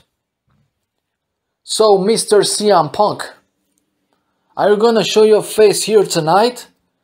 Or are you gonna still hide your loins at home and get yourself away from the wrestling business once and for all? Because everybody thought you were retired by 2014. Perhaps that would have been the great time to do it, because since you came back to the wrestling scene, all you have done was a lot of bullcrap week after week on AEW. Even looking at you, CM Punk, you are not that old. But those years of pause that you had, I'm just gonna say that you fight even worse than myself, who has a lot of more age than you have. Yeah! So CM Punk, are you still not bothered to come up here and try to spin in my face and accept my challenge? I'm waiting on you. Well, we're going to the commercial break, and after that we're gonna see if CM Punk is already on the scene after the commercial break. Well, Stone Cold is sitting at the top rope, looking at his watch, waiting on CM Punk to come around, but no Punk is around the arena. We have contacted our crew on the backstage and nobody has seen him anywhere near the building, so I guess we just have to conclude that CM Punk is not gonna show up here tonight. Where does this lead to? Is the match still gonna happen or not? Okay, CM Punk, I've had enough. It feels like you really wanna take these mind games to the other level, don't you? But I still have hope that you're gonna become a man once again, to accept my challenge and come up to Jungle Fury next week. So that's right, it's alright. You may not want to show up here tonight, but I'm still gonna go to Jungle Fury, hoping that you would appear there that night. If you don't appear, okay, that's your decision. But I'm still gonna be there either way, waiting on you to show up and fight me on this very ring. So it feels like I'm not gonna know for sure if you're gonna show up or not at Jungle Fury before the day itself, so I'll leave you with this, CM Punk. Get your ass off of your sofa.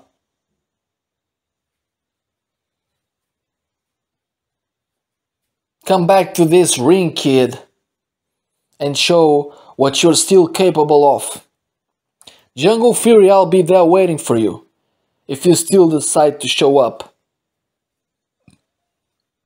So if you still want to see Stone Cold Steve Austin showing up at Jungle Fury, give me a hell yeah!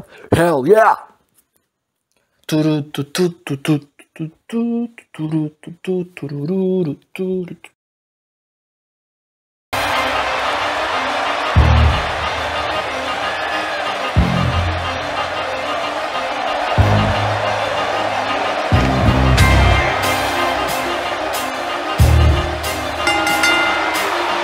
The following contest is scheduled for one fall.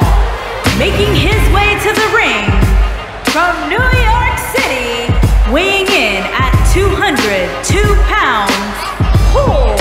There is an absolutely big fight feel in the arena tonight for this one. Yeah, and judging from the vibe here currently, it seems to me like this is the one this sold-out crowd came to see. I'd like to point out just how focused these guys look here tonight. They really do, Michael, which makes me think we're in for one heck of a match here tonight.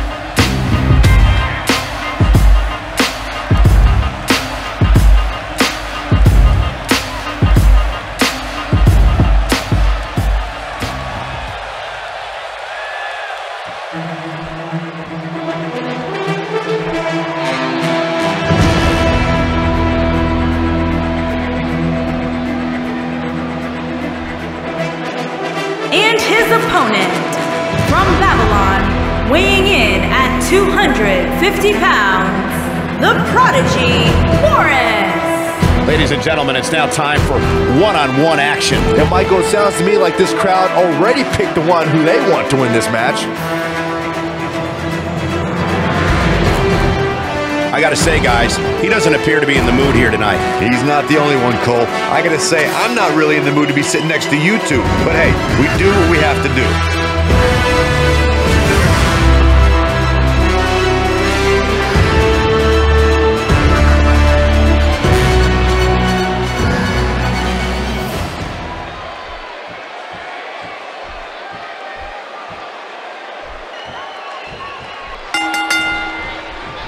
You can feel the electricity running through this arena. This is going to be some battle, one-on-one, mano-a-mano. If you haven't hit record yet, now might be a good time to do that. These guys are going to have a match you'll want to watch over and over again. And guys, there is an undeniable big fight feel in the arena tonight. There's the armbar, folks. Arms aren't built to take that kind of stress. Let's take a moment to discuss Holt. Tell us, what do you think we can anticipate seeing from him in this one?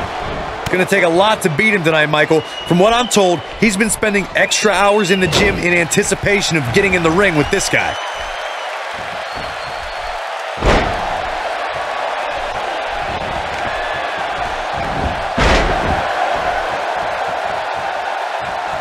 And there's an extremely destructive strike.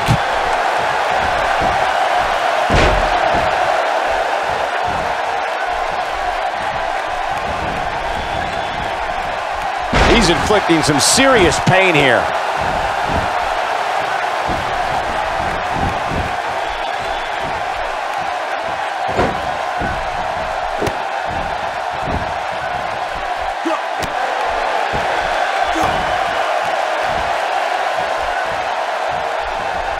Saw that one coming. He lands the belly to belly.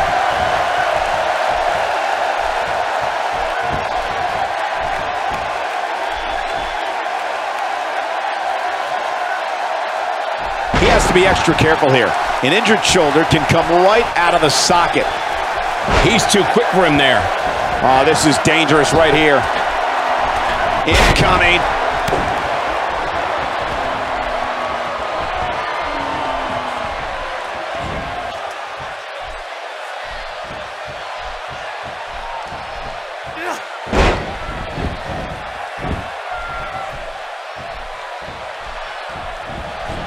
Nice.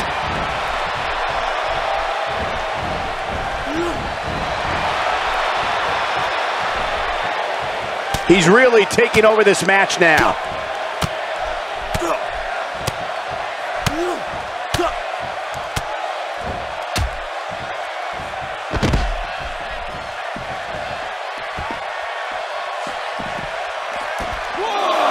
Looks like Morris is off his game here. He doesn't want to absorb much more punishment if he wants to win this match. This one's still pretty evenly matched, guys. Though if you went by the size of his ego, you'd think he was running away with it. He is a one-man gang in there. Ow, that hurt. 4. Few superstars are as dominant as this guy. Made him pay there. Back in from the floor. 6. He's fighting back here. I expected nothing less, Cole. No, there's the reversal. Whoa, let's look at that again. What a move. He can do it here.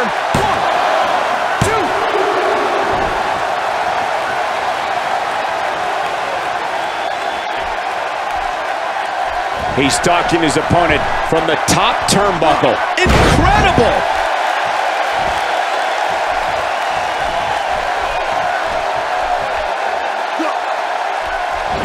He gets him with a reversal.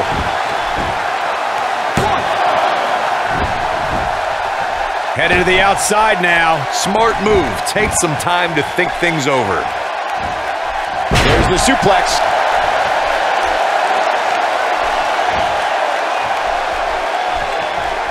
Not today. What's he got in mind? Moises starting to look defeated out there. Looks to me like he just hit a wall. The WWE.com poll had him as the overwhelming favorite leading into this match, but he's definitely not looking like the favorite so much right now. And I've never seen anybody as obsessed with themselves than him. But perhaps that'll change a bit after this beating he's taking.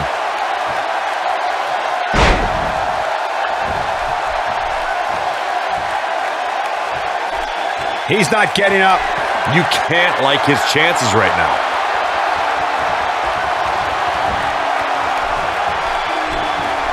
Ain't no stopping him now. He's not going to go quietly. No superstar worth his salt ever does.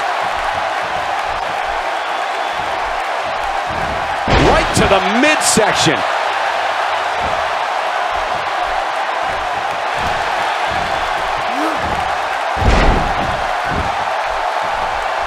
Guys, when you have as trained an eye as I do, you get to a point where you can see the finisher coming before it actually comes.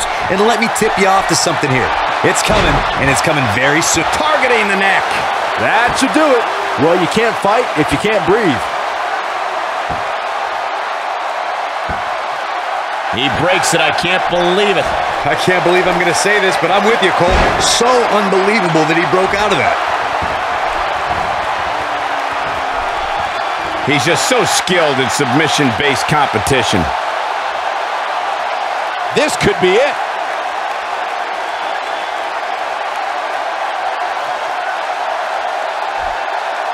Oh, and he slips out. Wow, looked to me like he had it locked in pretty good. I guess not.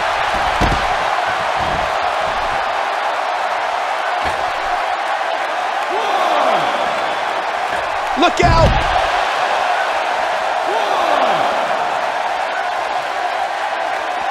He wants no part of the outside. Going to be tough for him to fight back from this. Well, the first thing he needs to do is get back to his feet, which is clearly easier said than done. Now he's got something working.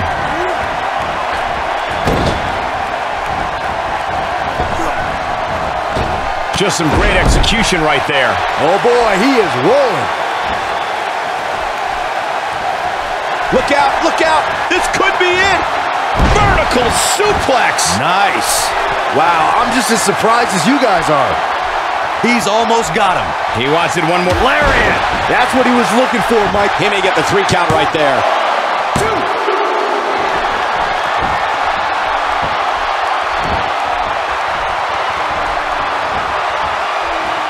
The longer this fight goes on, the more wear and tear on each competitor.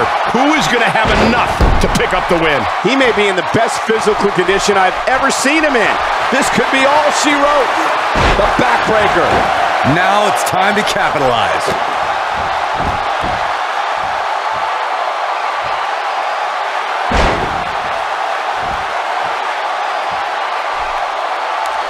You'd have to think hitting the finisher here could end this thing.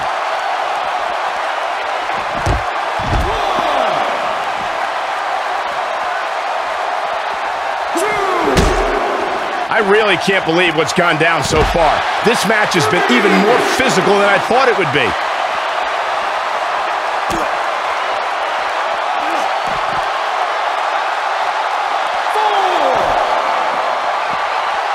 Putting on a show now.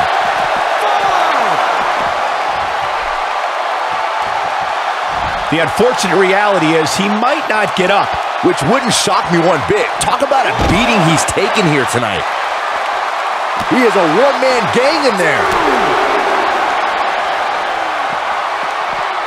Flattens him with a bulldog.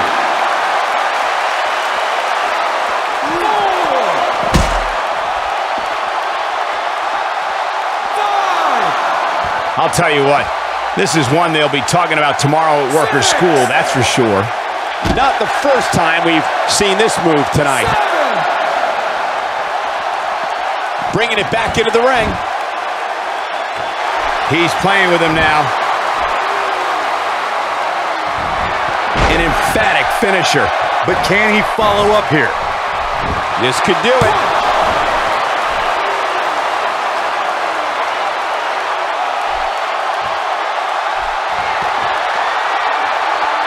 I don't know about you guys, but it looks to me like these superstars are on their last legs here. Definitely not where you want to be right now. He's got to find a way to get out of this, Michael.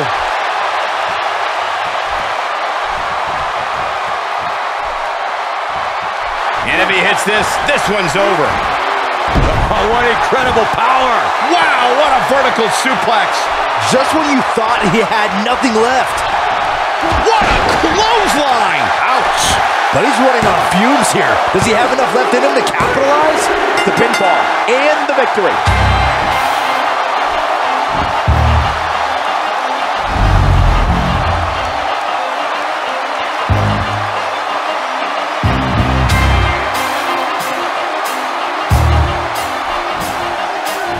Here is your winner, Holt. Big pinfall victory here tonight. Great effort from both these guys, Michael. I'm willing to bet this isn't the last time we see them square off. And what an incredible journey it has been to get to this. Ladies and gentlemen, welcome back to PWC, and apparently Hook has defeated Moises right here on his debut match. And Hook is walking around the ringside celebrating with his fans, shaking hands with fans on the crowd alongside the ringside. No way, isn't that look at that, isn't that, no way, it can't be. That is David Benoit on the crowd. He's watching the show. Oh no. Earlier tonight on the first hour it was Owen Hart's induction. Now this? Chris Benoit's son David, he's here. Well, we surely don't know if he was here since the beginning of the show and we didn't notice, or if he has came by now to watch this match or the entire of the second hour. Look at that. He's making front to Hook, high to high. What the hell are you doing here, David? What the hell are you doing here? You're not welcome here. You're not welcome in the wrestling business. Get out. Get out, I'm telling you to get out. Leave the building. Get your ass out of here. I'm telling you. Look at that. David Benoit attacking Hook. With the sequel of punches, he just jumped the barricade to our side here on the ringside. You know, the security separating both of these two. What the hell is this? David Benoit on PWC's television? This week's show is surreal. Moments after the commercial break.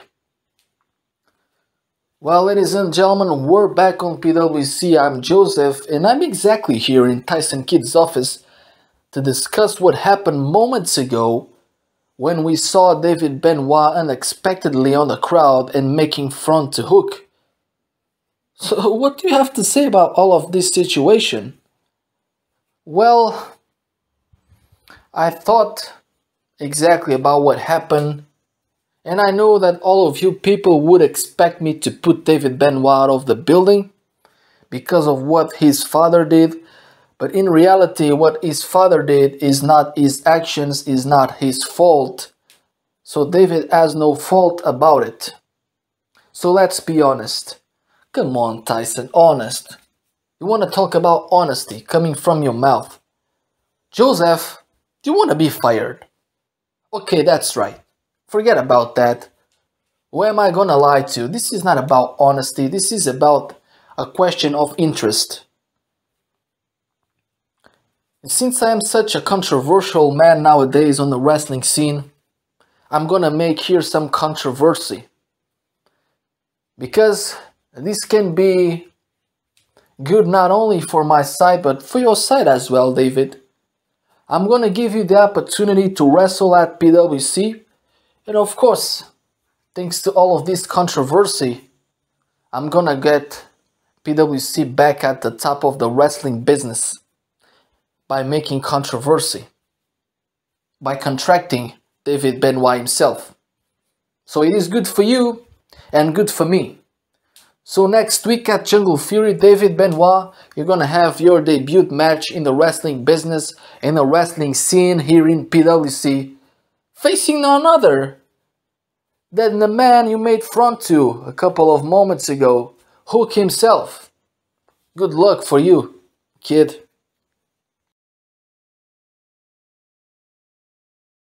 Ladies and gentlemen, now it's time for one more introduction into PWC's Pantheon of Glory class of 2023. Take a look. The man who once started what was most known as one of the most controversial moments in the entire wrestling business, the famous, or should I say, the infamous because of the controversial reasons, the infamous Monday Night Wars. Week and week after, on a weekly show, WCW was featuring on Mondays just like Monday Night Raw of WWF. WCW was fighting Raw each and every single week, week in and week out, to the point that actually in 1998, Raw was losing to WCW on Monday nights. And it was all thanks to one man, the influential personality of Eric Bischoff. Eric Bischoff not only ruling WCW at the time, being the general manager, but at the same time ruling what was to be known the baddest, the savage stable known as New World Order NWO. Years later, after WCW went out of business, when everybody thought that Eric Bischoff's presence in WCW was done, when everybody thought that Eric Bischoff's presence in the wrestling business was completely out of hand, he made a surprising comeback as the newest general manager for Raw in 2002-2003.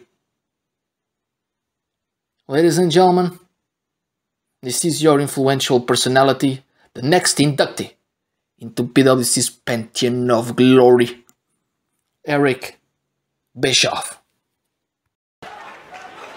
And here comes one of my favorites.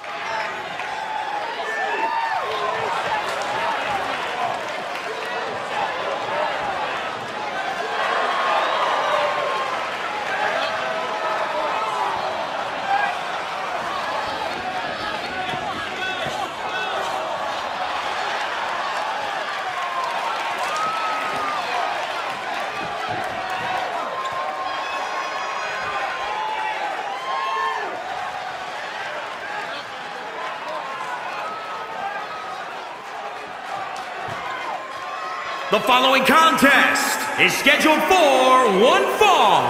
Making his way to the ring from Annapolis, Maryland, weighing in at 301 pounds, Morse. This superstar doesn't get paid by the minute. They just get in there, beat somebody up, and leave. That's kind of a miserable existence if you ask me. I don't see what's so miserable about that, Byron. But then again, I see this superstar for who they are, not your projections.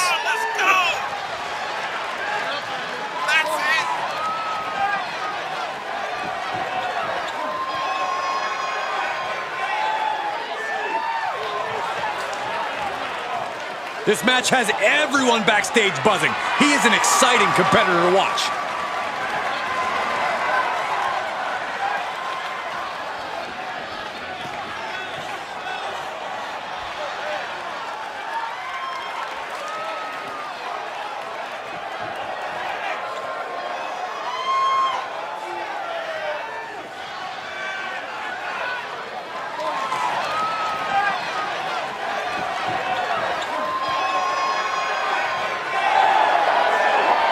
And his opponent from Green Bay, Wisconsin, weighing in at 245 pounds, Mr. Kennedy. The tension building for this match is so thick you can cut it with a knife. A lot of drama involved with this one.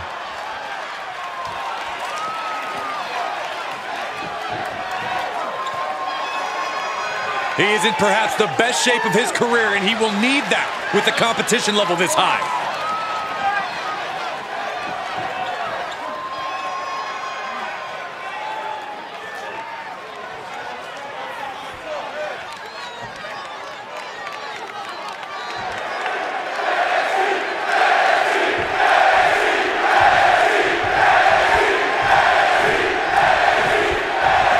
Sense the anger emanating from the competitor tonight. Eyes like a blazing fire. This is a man you don't want to be in front of right now. He's a man possessed is what he is. His opponent will have something to say about that. He himself has garnered a lot of experience and knows in this business you're either stepping up or being stepped on.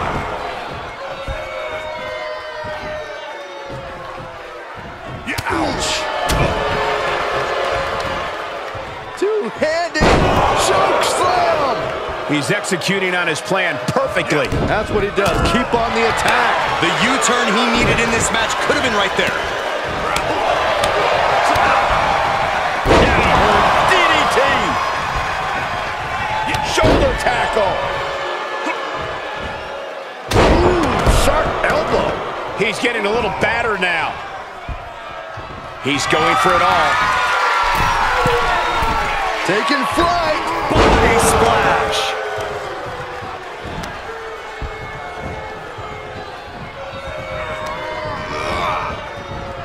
Power slam.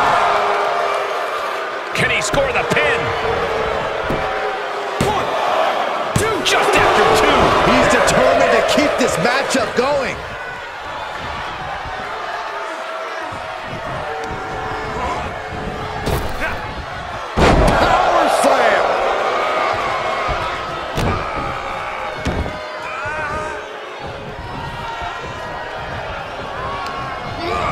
Into the corner he goes, a perfectly placed target. Ooh, clothesline delivered. And an impressive amount of offense against him here. He's got to wake up and get in the fight. Forearm smash! Oh, stomping away. Ruthless striking. Able to get the advantage here. Brutal forearm. He's looking a little weary now. This is where endurance becomes so important in the late stages of the match. Neck breaker. Climbing up to the top now. Looking to finish it off. Cover. He got the shoulder up in time. You expect these pins to last much longer at this stage in the match.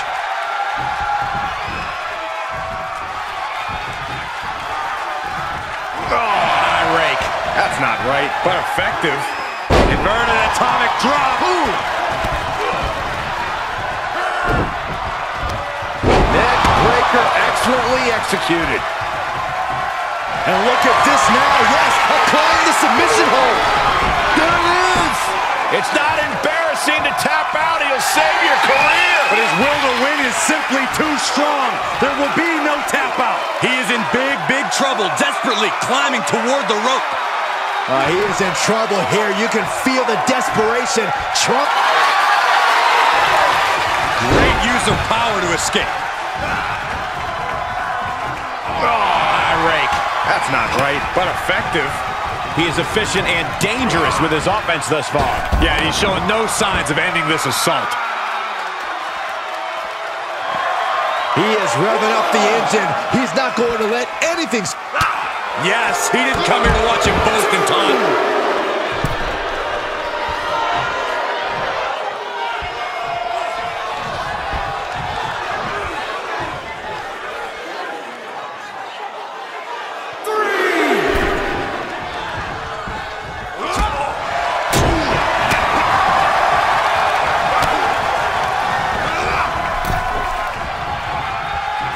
He's returning fire.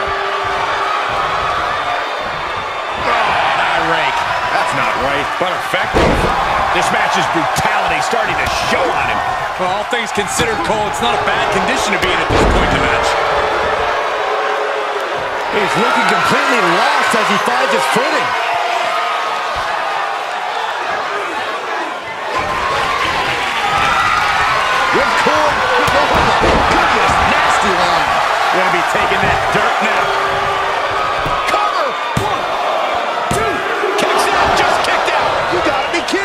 Surviving that maneuver is absolutely amazing. And you got to think that all the plans are out the window after that. Taking flight. What a splash.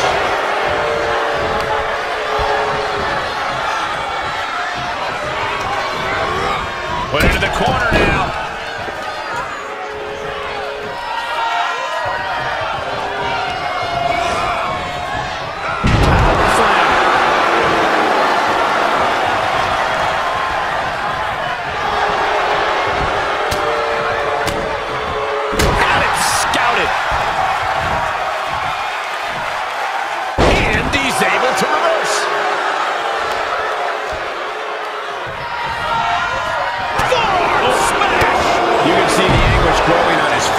He's on his heels, that's for sure.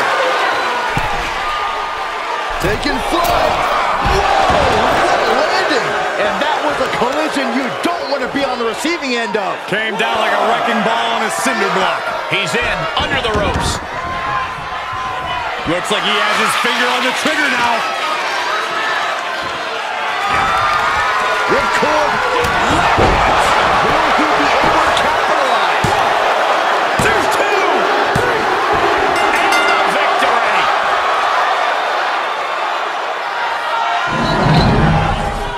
Here is your winner, Lars. Grabbing the win in this one is a serious accomplishment. This victory is exactly the kind of statement I knew he wanted to make here. This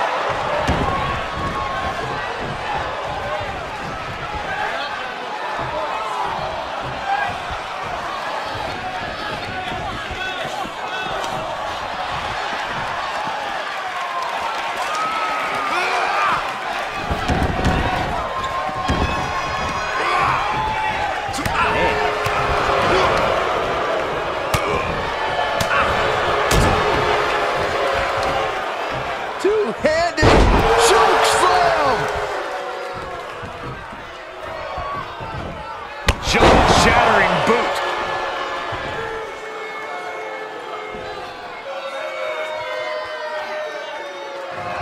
He's reminding his competition that they'll only ever be second best. Well, ladies and gentlemen, what a night this has been so far, but for now, I guess it's time to announce two more names in the PWC's Pantheon of Glory ceremony this year. Because this year, not only PWC is counting with general managers or former general managers, influencers, former wrestlers, even wrestlers that have already passed away, but even rock stars. Exactly. PWC's Pantheon of Glory this year is going to feature rock stars and sort of say metal stars as well. So for this year's induction, we present to you as the rock star, as the celebrity, Lemmy from the Motorhead band, and also the metalhead Corey Taylor, known in Slipknot and Stone Sour as the singer. Wow, what a two great introductions into PWC's Pantheon of Glory. We were surely not expecting this, but this year's ceremony is gonna be wild. And you can check out that ceremony on the exact day of Jungle Fury along the show. Don't miss it, because we're not gonna miss it for sure.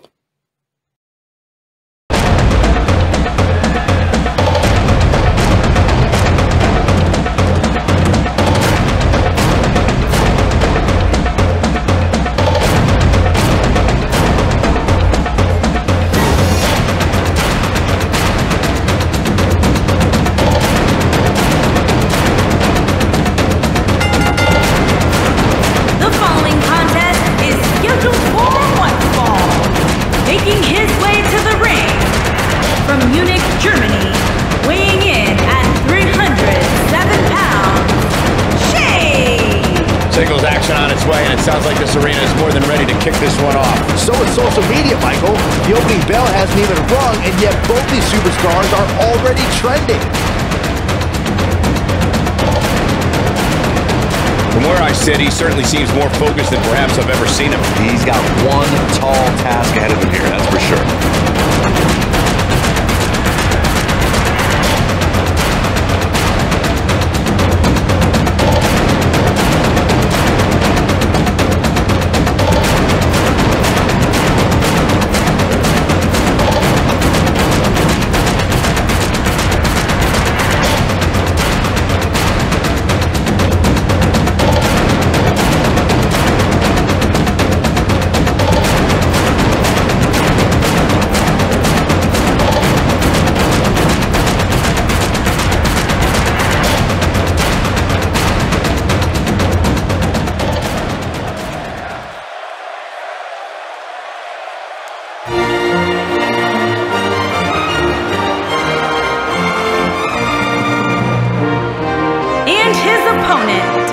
From Sacramento, California, weighing in at 248 pounds, Damian Sanders.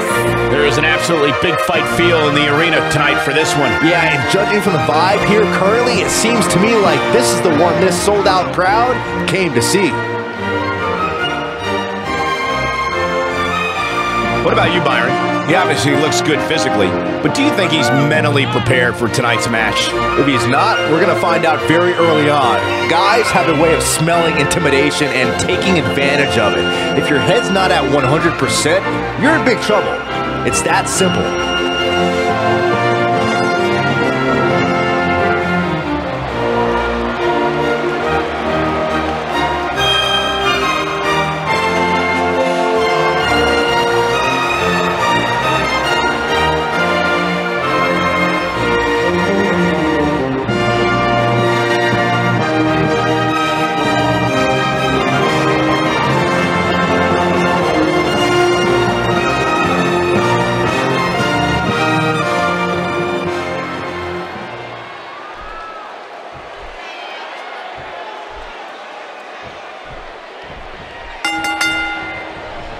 A superstar gets a certain feeling when he knows there's a strong possibility he may exit the match in a looking good here. Or bad, depending on who you're rooting for.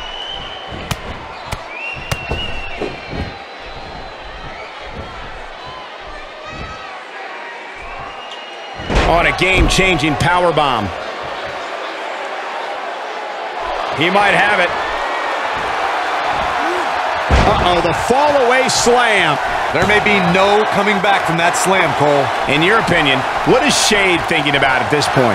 In your expert opinion, what can the WWE Universe expect to see from him?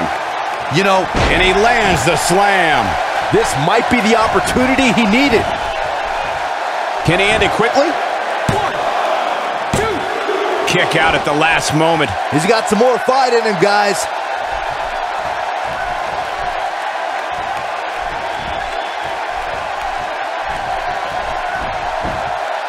Connects with a counter. He's too quick for him there. What have we got here? Sanders finds himself in some big trouble. There's a good chance he can't recover from this. Oh, come on. Just put him out of his misery already. This is getting ridiculous. Nobody controls the pace of a match quite like this guy. The fall-away slam. The end is near. But he's running on fumes here. Does he have enough left in him to capitalize? That just echoed throughout this entire arena. And there it is. That's what he was looking for, Michael. Got him good there. Yeah, let's take another look.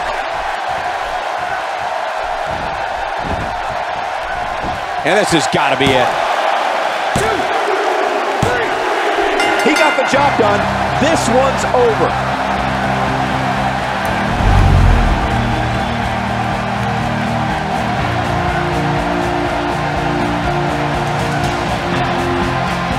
Here is your winner, Shay!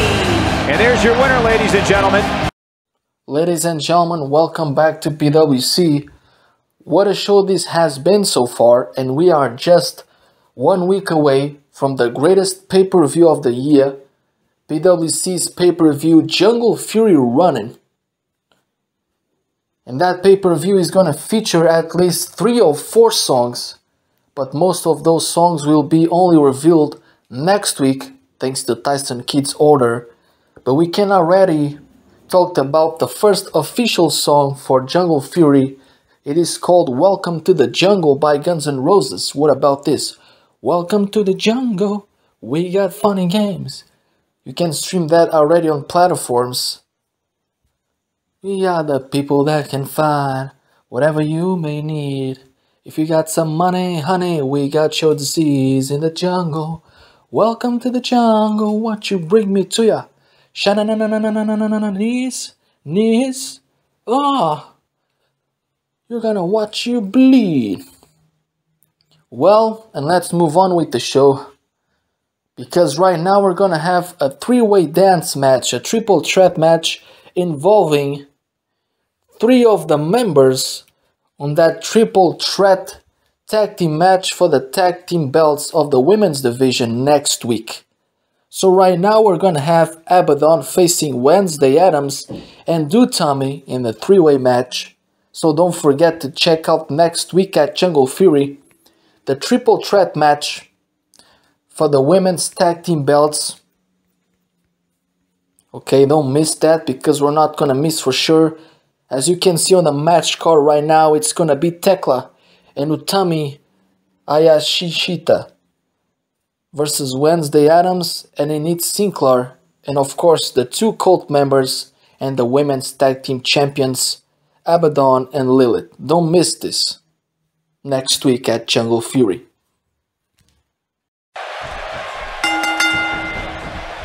And we're underway with triple threat action. Gentlemen, you can almost literally feel the electricity in the air as we kick off this triple threat match. Tickets for tonight's show in Worcester sold out in a hurry. And guys, I think the superstars in the ring right now are a lot of the reason why.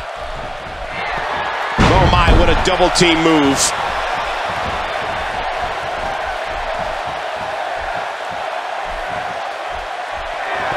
Tell me your thoughts on Abaddon. Well, it's a triple threat match, so she's going to have to fend off multiple opponents. How can she get it done? This is a very dangerous match. I'm curious to see how all 3 of these competitors handle the pressures of a triple threat match. Yeah, but in a triple threat match, strategy is every bit as important, and she knows that.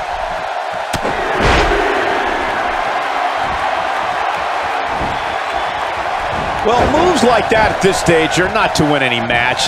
They're just used to send a message.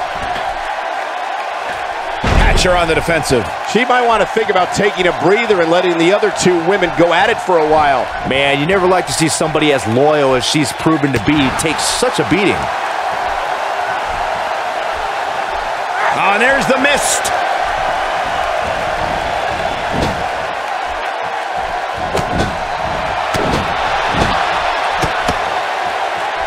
And now for a second time. She is so dangerous with that, Michael. Look at her go.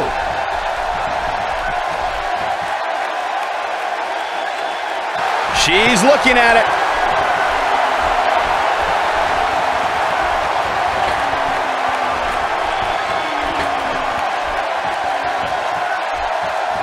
Big move coming up. Big opportunity here. Right in the middle of her stomach. And she comes up with a big counter.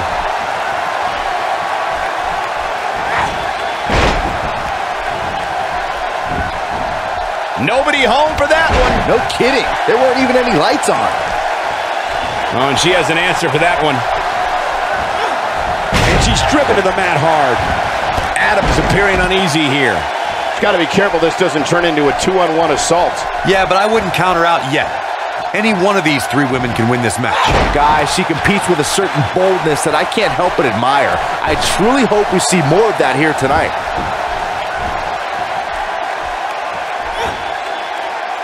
And now it's Hatcher losing some steam. I think this match is starting to take it all out of her, guys. She's no pushover, though, guys. If she's going down, she's going to go down swinging. Oh, man, she's rolling now. Absorbing some offense here. I can tell you that this is not how she envisioned this triple threat match going. There! That was vicious. She can end it here. She can end it here. 1, 2. Kick out at the last moment. Might have slipped there, Cole. Showing a lot of fight here. Yeah, she just keeps getting back up.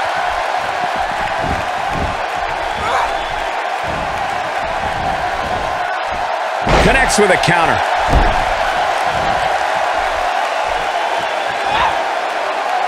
You can see the pain on her face after that slam. You can see the confidence just beaming from her right now. Reverses that one. A brutal pancake slam and a face plant.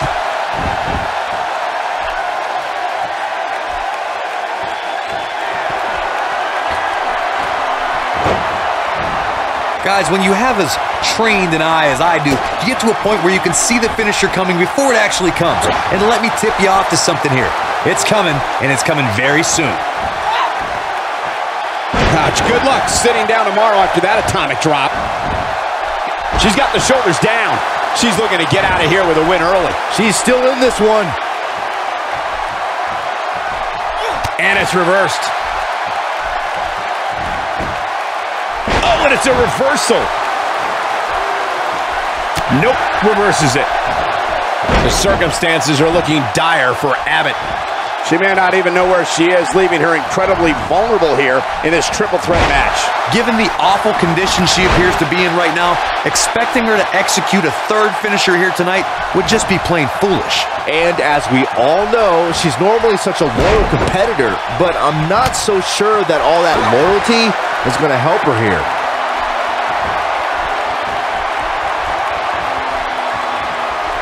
With a brain buster, that'll scramble your brain.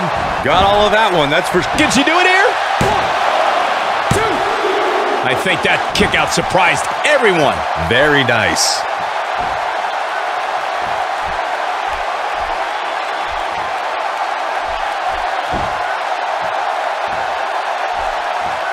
A minor miracle might be needed to overcome this beating.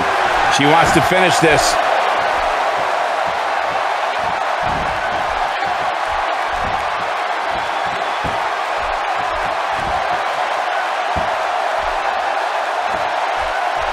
I really can't believe what's gone down so far. This match has been even more physical than I thought it would be.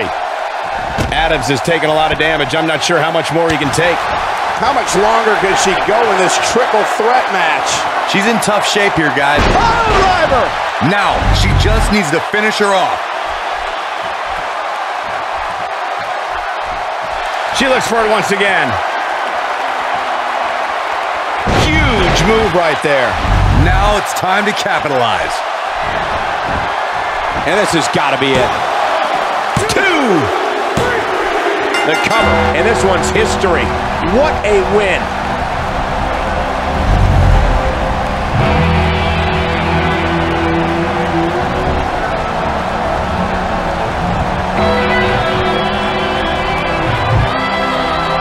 Here is your winner, Webster Adams. The shoulders are down for 3, and this one's in the books. Simply put, she wanted it more than the other two did tonight. And what an incredible journey it has been to get to this WrestleMania moment. Absolutely amazing.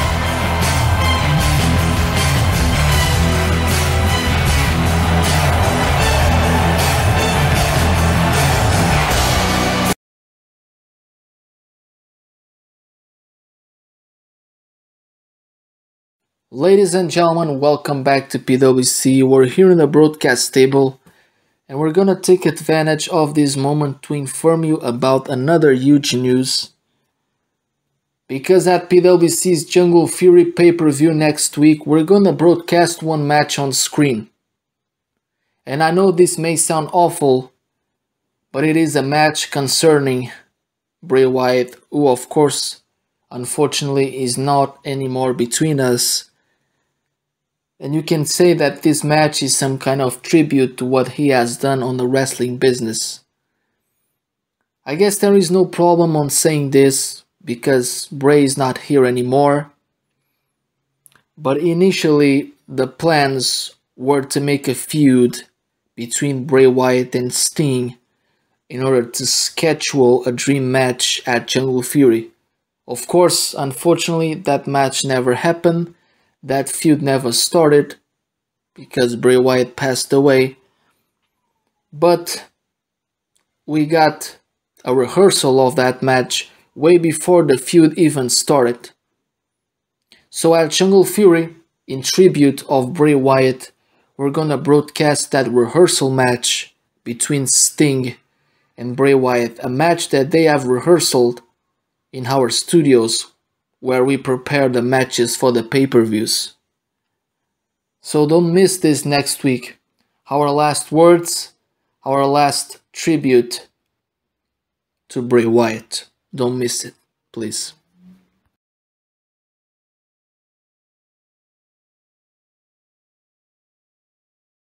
Well, ladies and gentlemen, here comes our general manager, Tyson Kidd. And I wonder, why is he coming so mad? Because look at his face. The man is completely mad for what I've seen.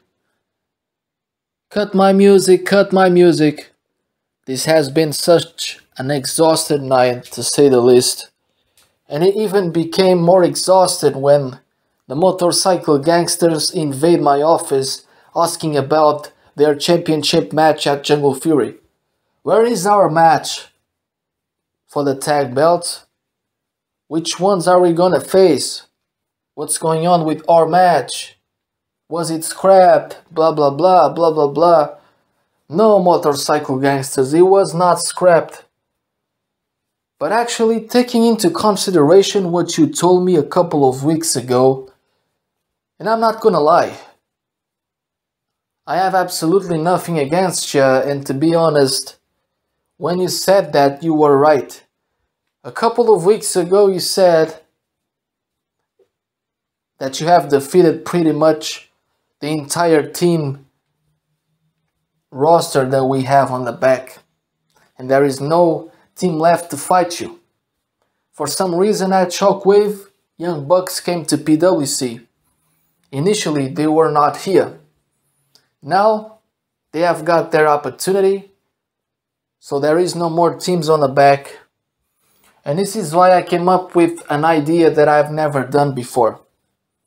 Something that may sound like something really out of the plate, but actually I guess this is the only way I'm gonna have some opponents good enough to fight you. Ooh. Why are you saying that? Why are you booing me? I'm being real. I'm not calling our wrestlers bad, but let's face it, motorcycle gangsters, I've already defeated all of those teams. They have nothing left to prove against those teams. So instead of repeating the same mistake of putting them in a match against them, instead of repeating the same mistake or the same matches, because let's face it, nobody wants to see just another same match on the biggest pay-per-view of the year like Jungle Fury. So I came up with a new idea. I'm gonna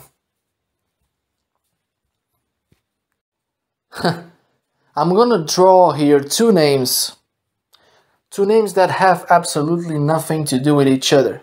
You see this roulette right here, the names of the wrestlers that are on it, they have never been tag team partners, which means that these are just random names of random wrestlers from all of the organizations around the world. Which means that the two draw names will get into be a tag team, even if it is only for one night only, if they happen not to beat the motorcycle gangsters, to face the motorcycle gangsters at Jungle Fury for the PWC tag team belts. So let's draw the roulette and see which random names came up by.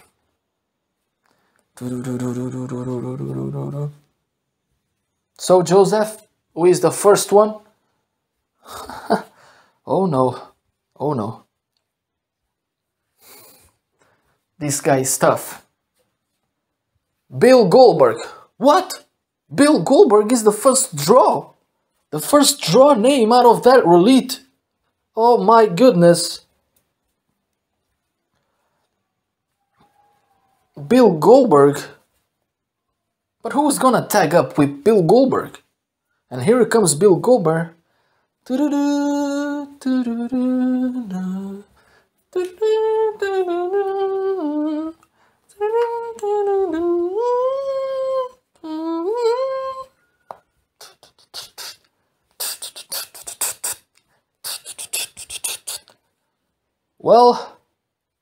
Bill Goldberg is already here.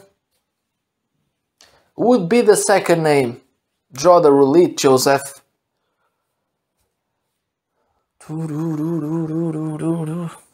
Oh no, oh no. Oh no, tell me this is not real. Who is it? Come on, tell us. The Beast reincarnated Brock Lesnar. What? Brock Lesnar is gonna tag up with his former enemy Goldberg? Yeah, you can say whatever you wanna say, but this is clearly a massive team, even though they were never tag team partners at the first place. And I guess finally Motorcycle Gangsters have got opponents, the right opponents to face them, I would say. And here comes Brock Lesnar accompanied by Paul Heyman. Goldberg, I know you have been a man by your own self and you're not used to this, but I guess since Brock Lesnar here is gonna tag up with you, let's forget the past and let's forget about your past feud in 2016 and 17. Let's forget about all of that crap and let's get down to one moment, and that is right now. Goldberg, you have a moment to win the tag team belts. And to my knowledge, you haven't won too many tag team belts in your career. And I'm not gonna lie, Brock Lesnar hasn't either. But you both can join forces and make this work out. So for one moment in your career, Goldberg, would you like to be a Paul Heyman guy? And Goldberg is laughing here. What? Goldberg is shaking hands with Paul Heyman? I guess this is official. I never thought to see this any day of the week. Ladies and gentlemen, I present to you the new team. Doomsday Demolition! Doomsday Demolition would be the name for Lesnar's and Goldberg team. And they're gonna face Motorcycle Gangsters for the PWC Tag Team Championships at Jungle Fury? I cannot wait for this. Moments later in the evening. Look at that. What the hell is that? What a chaos is going on backstage. Goldberg and Lesnar attacking other teams that were there, calling shots on Tyson Kidd for not choosing them to face Motorcycle Gangsters at Jungle Fury. They are mad and fed up for the fact that Tyson Kidd has drawn two names that don't even work here at the first place. And now Goldberg and Lesnar attacking those teams. A spear by Goldberg. A spear by Goldberg. What else? Lesnar with an F5. An F5 on Moises. Oh my goodness. Yeah! Man, Paul Heyman is screaming. Yeah! Yeah! Yeah! Paul Heyman is completely out of control. Goldberg and Lesnar are gonna still continue on attacking other teams on the back. Look at that brawl. The brawl fight continues on backstage with our PWC teams. They are fed up that Tyson Kidd didn't choose them. Oh my. What the hell is going on here tonight? Such a bunch of unpredictable events here tonight, and I'm still quite speechless on this, to say the least.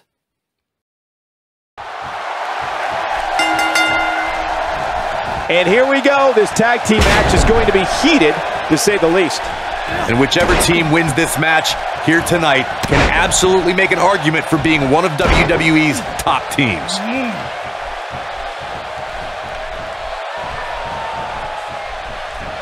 And it's an overhand punch. No question about that one.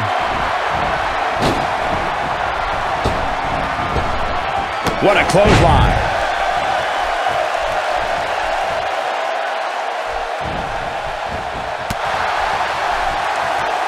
The offense of The Rock is working well right now.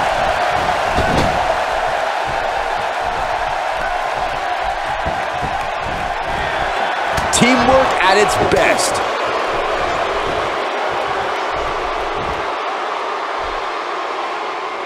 You can see that malice on his face as he delivers the backbreaker.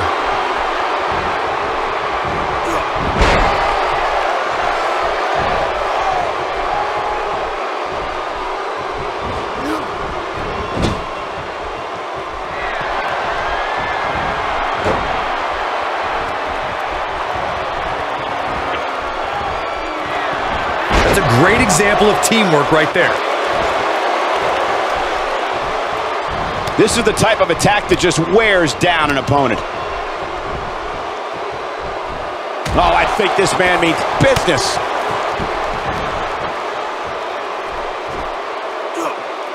Ah, just a wicked fall-away slam.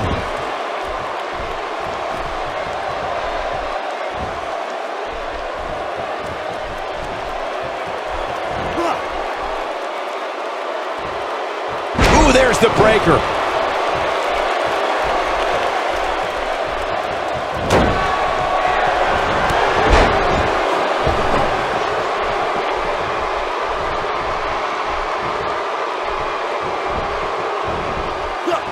No doubt about that neck breaker.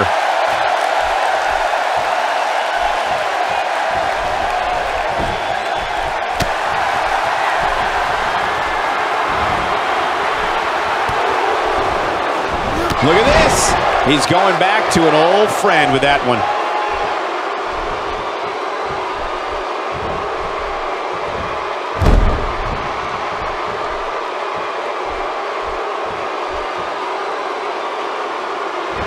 Now that's how you humiliate an opponent. Oh boy, he is rolling. He's taking a lot of punishment. If it continues, it could eventually affect his vision. Gee, starting to look low on energy. His hopes of winning this tag team match are starting to dwindle. He's not looking good, and at this point, he has no option but to make it to his corner and get his partner in there. But if you're counting him out now, you haven't been paying attention. He has... What a stop to the back of the neck. I can't believe it, Michael. Nice move.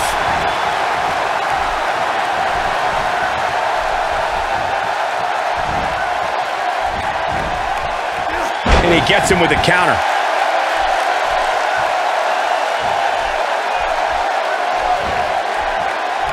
Here we go. Look at that.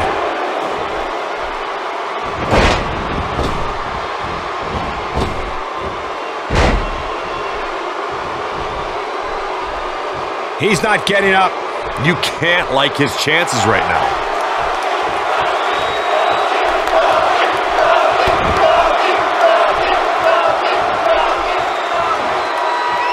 And he lands a nice counter.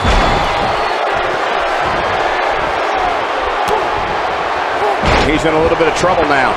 This tag team match is dangerously close to getting out of control for him. If you told me heading into this match that he was going to absorb so much punishment, I would have called you a liar.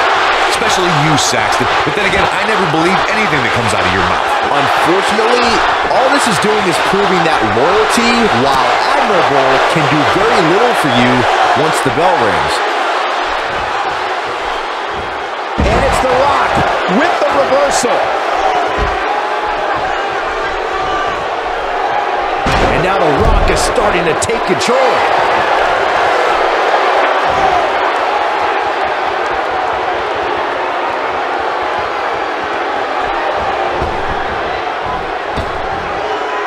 The People's Elbow! He thinks he has it. And he stops the count. Not where he wants to be right now. Yeah, you're not going to win many matches when you're down.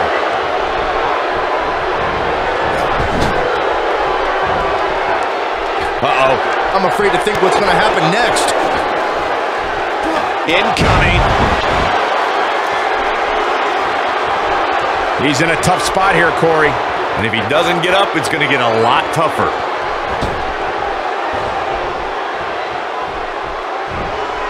Both entertainers go down in a big power slam. And the strike lands. And a quick overhand punch. The Rock is in serious peril. Is there anything that can be done to get back to being a threat? If they want to win this match, he really needs to make a tag soon. This is not the time to be a hero. To keep this match from slipping away, he needs to get his partner in there and take a break. This is one of the more evenly matched contests we've seen in quite some time. From the looks of things, it could really go either way. Look at this. He doesn't appear to be in a hurry to get up here. I just don't think he has it in him anymore. And he's heading back in. Tagged in. 2,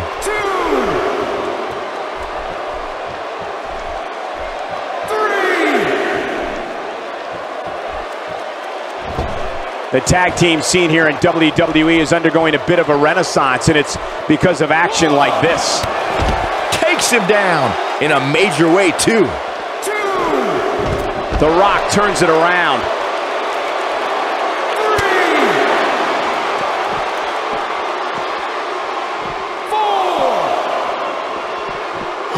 3. We've seen some great tag team action over the years here in WWE, and I can attest that this is no different.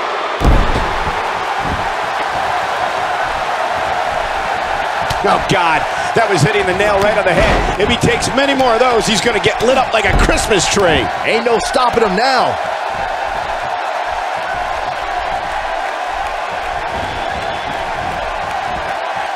Oh, the backbreaker does its job. The switch here, there it is. The tag has been made. Oh, he needed that in the worst way, Michael. He's sending a message to the entire WWE locker room here. Unleashing it for the second time now. Struggling to get to the... Oh, and he makes the tag. That was a game changer right there, Michael. Not even close. Jeez, that was embarrassing. Big miss for him there. And he'll likely pay for it here.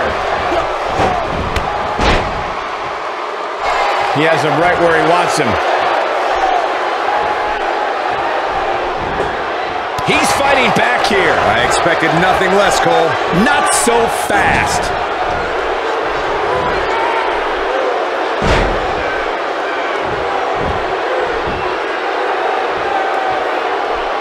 I don't think there are two teams I'd rather see square off against each other right now. This is amazing.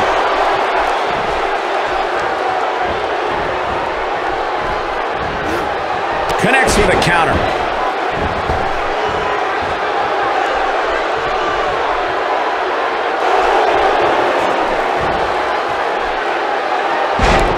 You'd have to think hitting the finisher here. Will this be it? 1,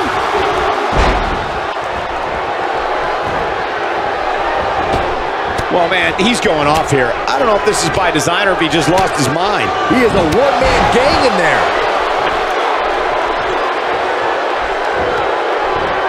Comes up big with the reversal. Not today. This is exactly how he drew this one up.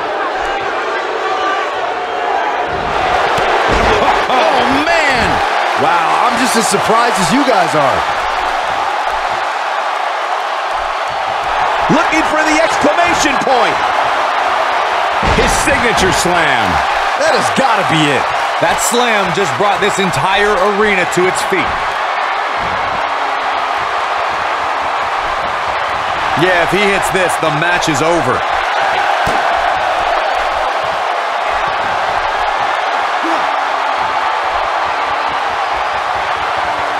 Momentum's firmly in his corner now. That's what he was looking for, Michael.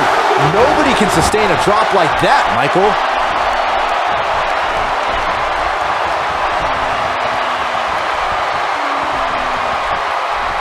Trying to make a comeback. Oh boy, he is rolling. You can't argue with the results. He's taking a long time to get up, guys. Perhaps playing a little possum here, Cole. There he goes again. This is going to be big, one way or another. Desperately trying to... And he tags his partner in. Momentum has certainly shifted here, Michael. The Rock going to work now. Few superstars are as dominant as this guy. escaping, trying to turn this thing around. Reverses that one. He's lining him up.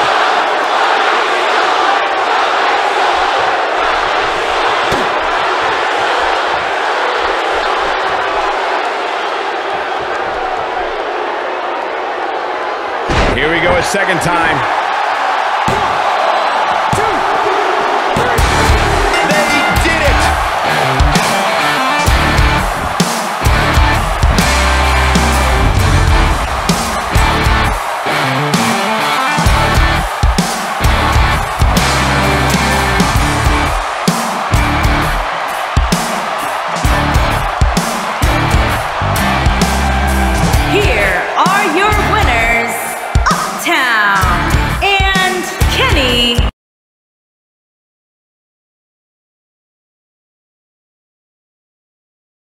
Ladies and gentlemen, welcome back to PWC. What a night this has been so far.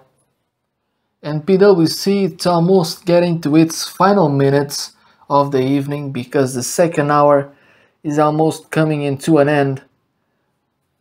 But before that even happens, we're gonna take advantage of this moment to inform you about the last induction into PWC's Pantheon of Glory class of 2023. So this would be the headliner. And for those who don't know, this year the headliner will get as well a trophy. So as you can see, as your eyes can tell, already on the entrance you have up there a stage with the trophy already on it. But first, let's see who is the named one as the headliner of the Pantheon of Glory class of 2023. Take a look. Johnson made his WWF debut as Rocky Maivia, a combination of his father and grandfather's ring names. Although announcers acknowledged his real name, he was initially reluctant to take this ring name but was pursued by Vince McMahon and Jim Ross. He was given the nickname the Blue Shipper, and to play up his lineage, he was hyped as the WWF's first third-generation wrestler. As the years went by, he changed his name to The Rock. The Rock, who would be later, not only one time, but several times, the WWF Undisputed Champion. He conquered a lot of belts, he conquered a lot of victories among the years, and have one of the greatest feuds of his career against Stone Cold Steve Austin again, not one time but several times, and other many more feuds like against Triple H, The Undertaker, Mick Foley, and many more. But late in 2004-2005, he decided to leave wrestling for a while and pursue his actor career. So confident in himself, he got himself into the Hollywood scene, and for his lucky, he has made a huge impact in the Hollywood movie section. So he's not only a wrestler, but he has conquered already a position in the movie scene as well. He got it all, he conquered it all. Tonight we present to you the headliner of PWC's Pantheon of Glory. Please welcome Dwayne Johnson, The Rock. If you smell what The Rock is cooking.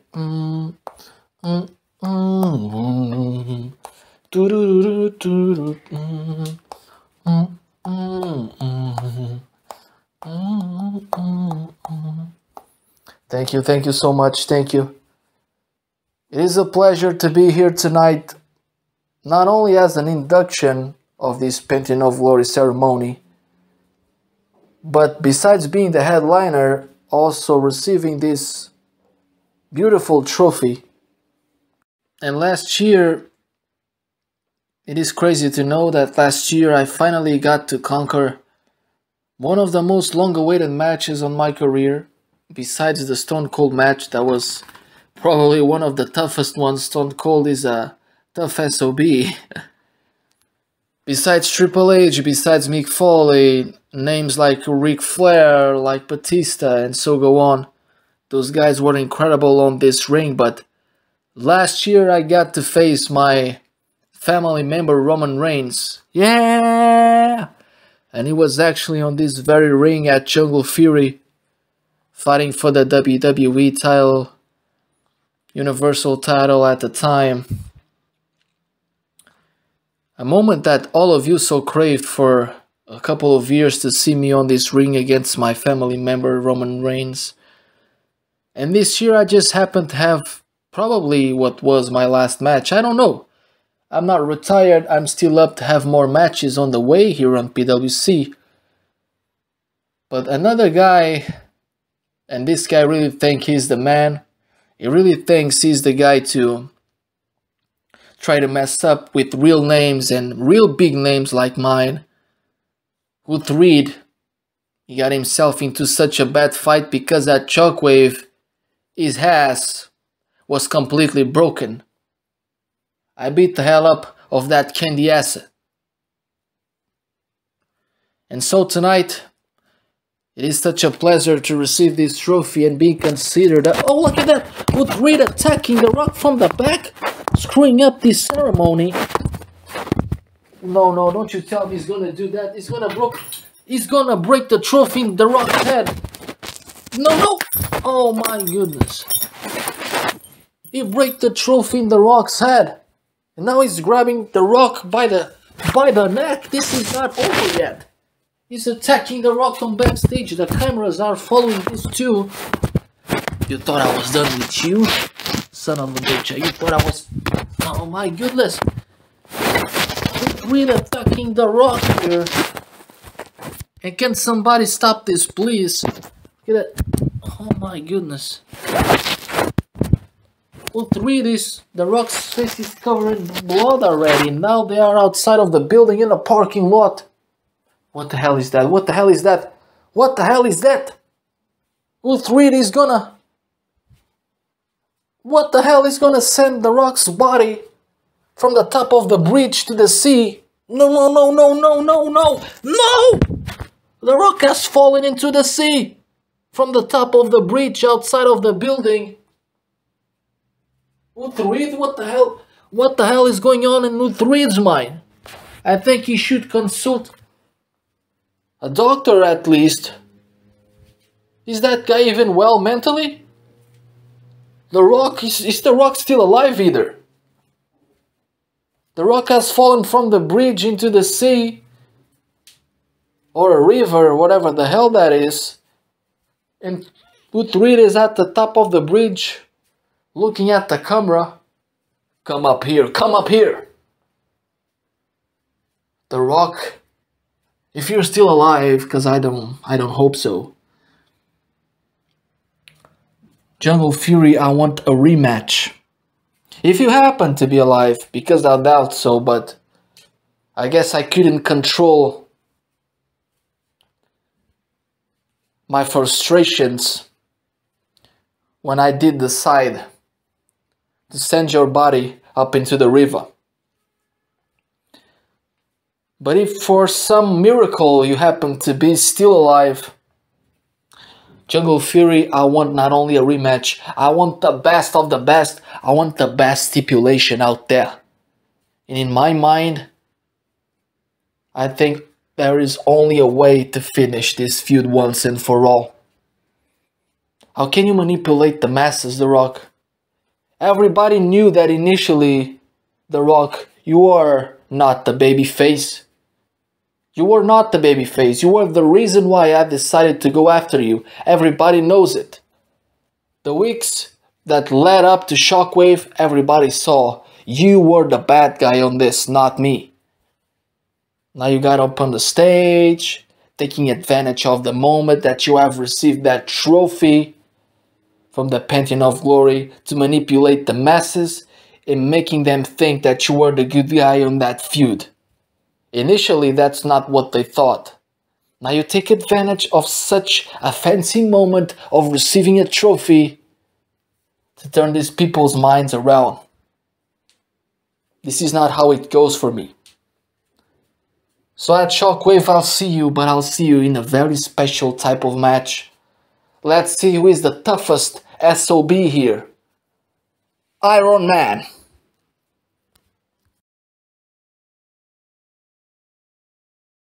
Ladies and gentlemen, welcome to Ringside Wrestling, finally. Welcome to Ringside Wrestling. PWC is already out of the TV schedule. Ladies and gentlemen, I'm Tony Schiavone. I'm accompanied by Paul Heyman, as usual. And tonight, oh wait a minute, here comes Kyo Kevin Owens, our general manager from Ringside Wrestling. And we were scheduled to have a match here tonight, but was that match scrapped, or is Kevin Owens just gonna say something before it even happens? He's gonna have some kind of a speech here. I know what you may think by this moment, but the match that was so called to be today gotta be scrapped. Not because of my fault, but because that match involved TJP. And as you know, TJ Perkins, earlier tonight on PWC, was already knocked out by the Big Show himself, so thanks to that, he's not in a good condition to be here tonight and fight. So I gotta come up with some kind of an improvisation match. And for that, I'm gonna put on that match none other than myself. What? Kevin Owens is gonna fight here tonight? Kevin Owens? And you may wonder, who the hell am I gonna fight? Unlike Tyson Kidd, I don't come up here to fight my wrestlers. I love my wrestlers with the bottom of my heart. I will never do that.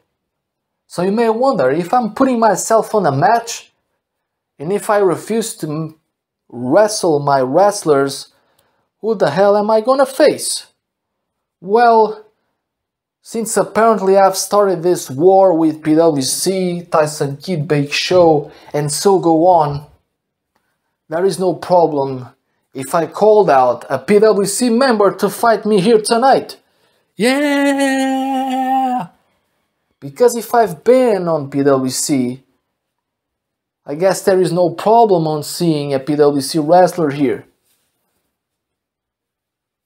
So this is your opportunity to beat my ass earlier than expected if you want to. So Tyson Kidd, I'm calling out your right arm of the triumvirate that you so-called Bruce Bannister. What? Kevin Owens is gonna fight Bruce Bannister here tonight, right now? And here comes Bruce Bannister. It seems like he's ready for a fight. And I wonder that Kevin Owens is a smart guy, because I wonder if Bruce Bannister is aware that Kevin Owens is trying to use Bruce to get to Tyson on the future. Bruce Bannister is here either way, ready for a fight. The PWC wrestler, everybody at home, remember, Bruce doesn't belong here. This is not PWC. This is a proper show called Ringside Wrestling, with fair situations, not unfair. Let's go back to the ringside, please. Kevin Owens imposes his will again. This could be it for him, guys. Yeah, he's on Dream Street.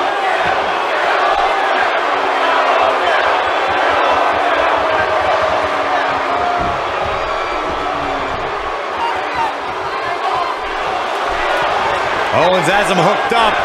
Pump handle. Oh, God, man. Right on the back of the neck.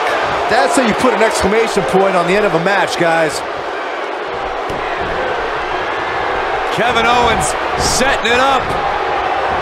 Game, set, match. This one is over. Here we go. Kevin Owens is setting it up. And this is all part of Kevin Owens' battle plan.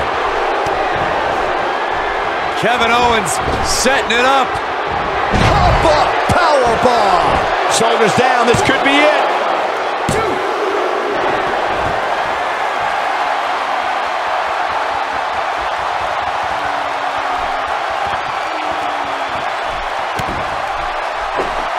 He misses there. You just can't miss by that much, Cole. It's not cheating if you don't get caught. I mean, it just blows my mind that the official didn't catch him in the act.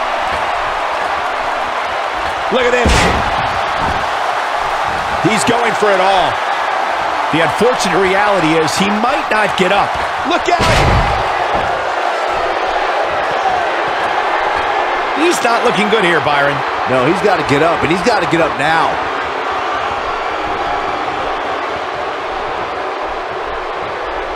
Getting his attention with a vicious strike. Counters that one.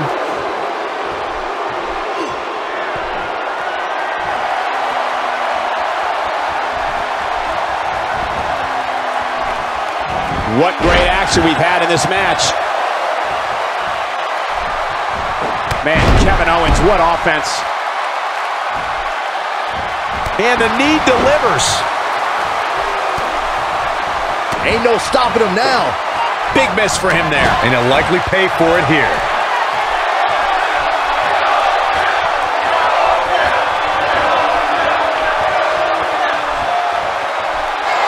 Cannonball by KO! That has got to be it. There it is. Now the question is, can Kevin Owens finish? Kevin Owens feeling good about things, but this is not over yet.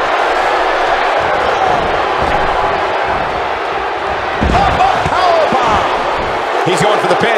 This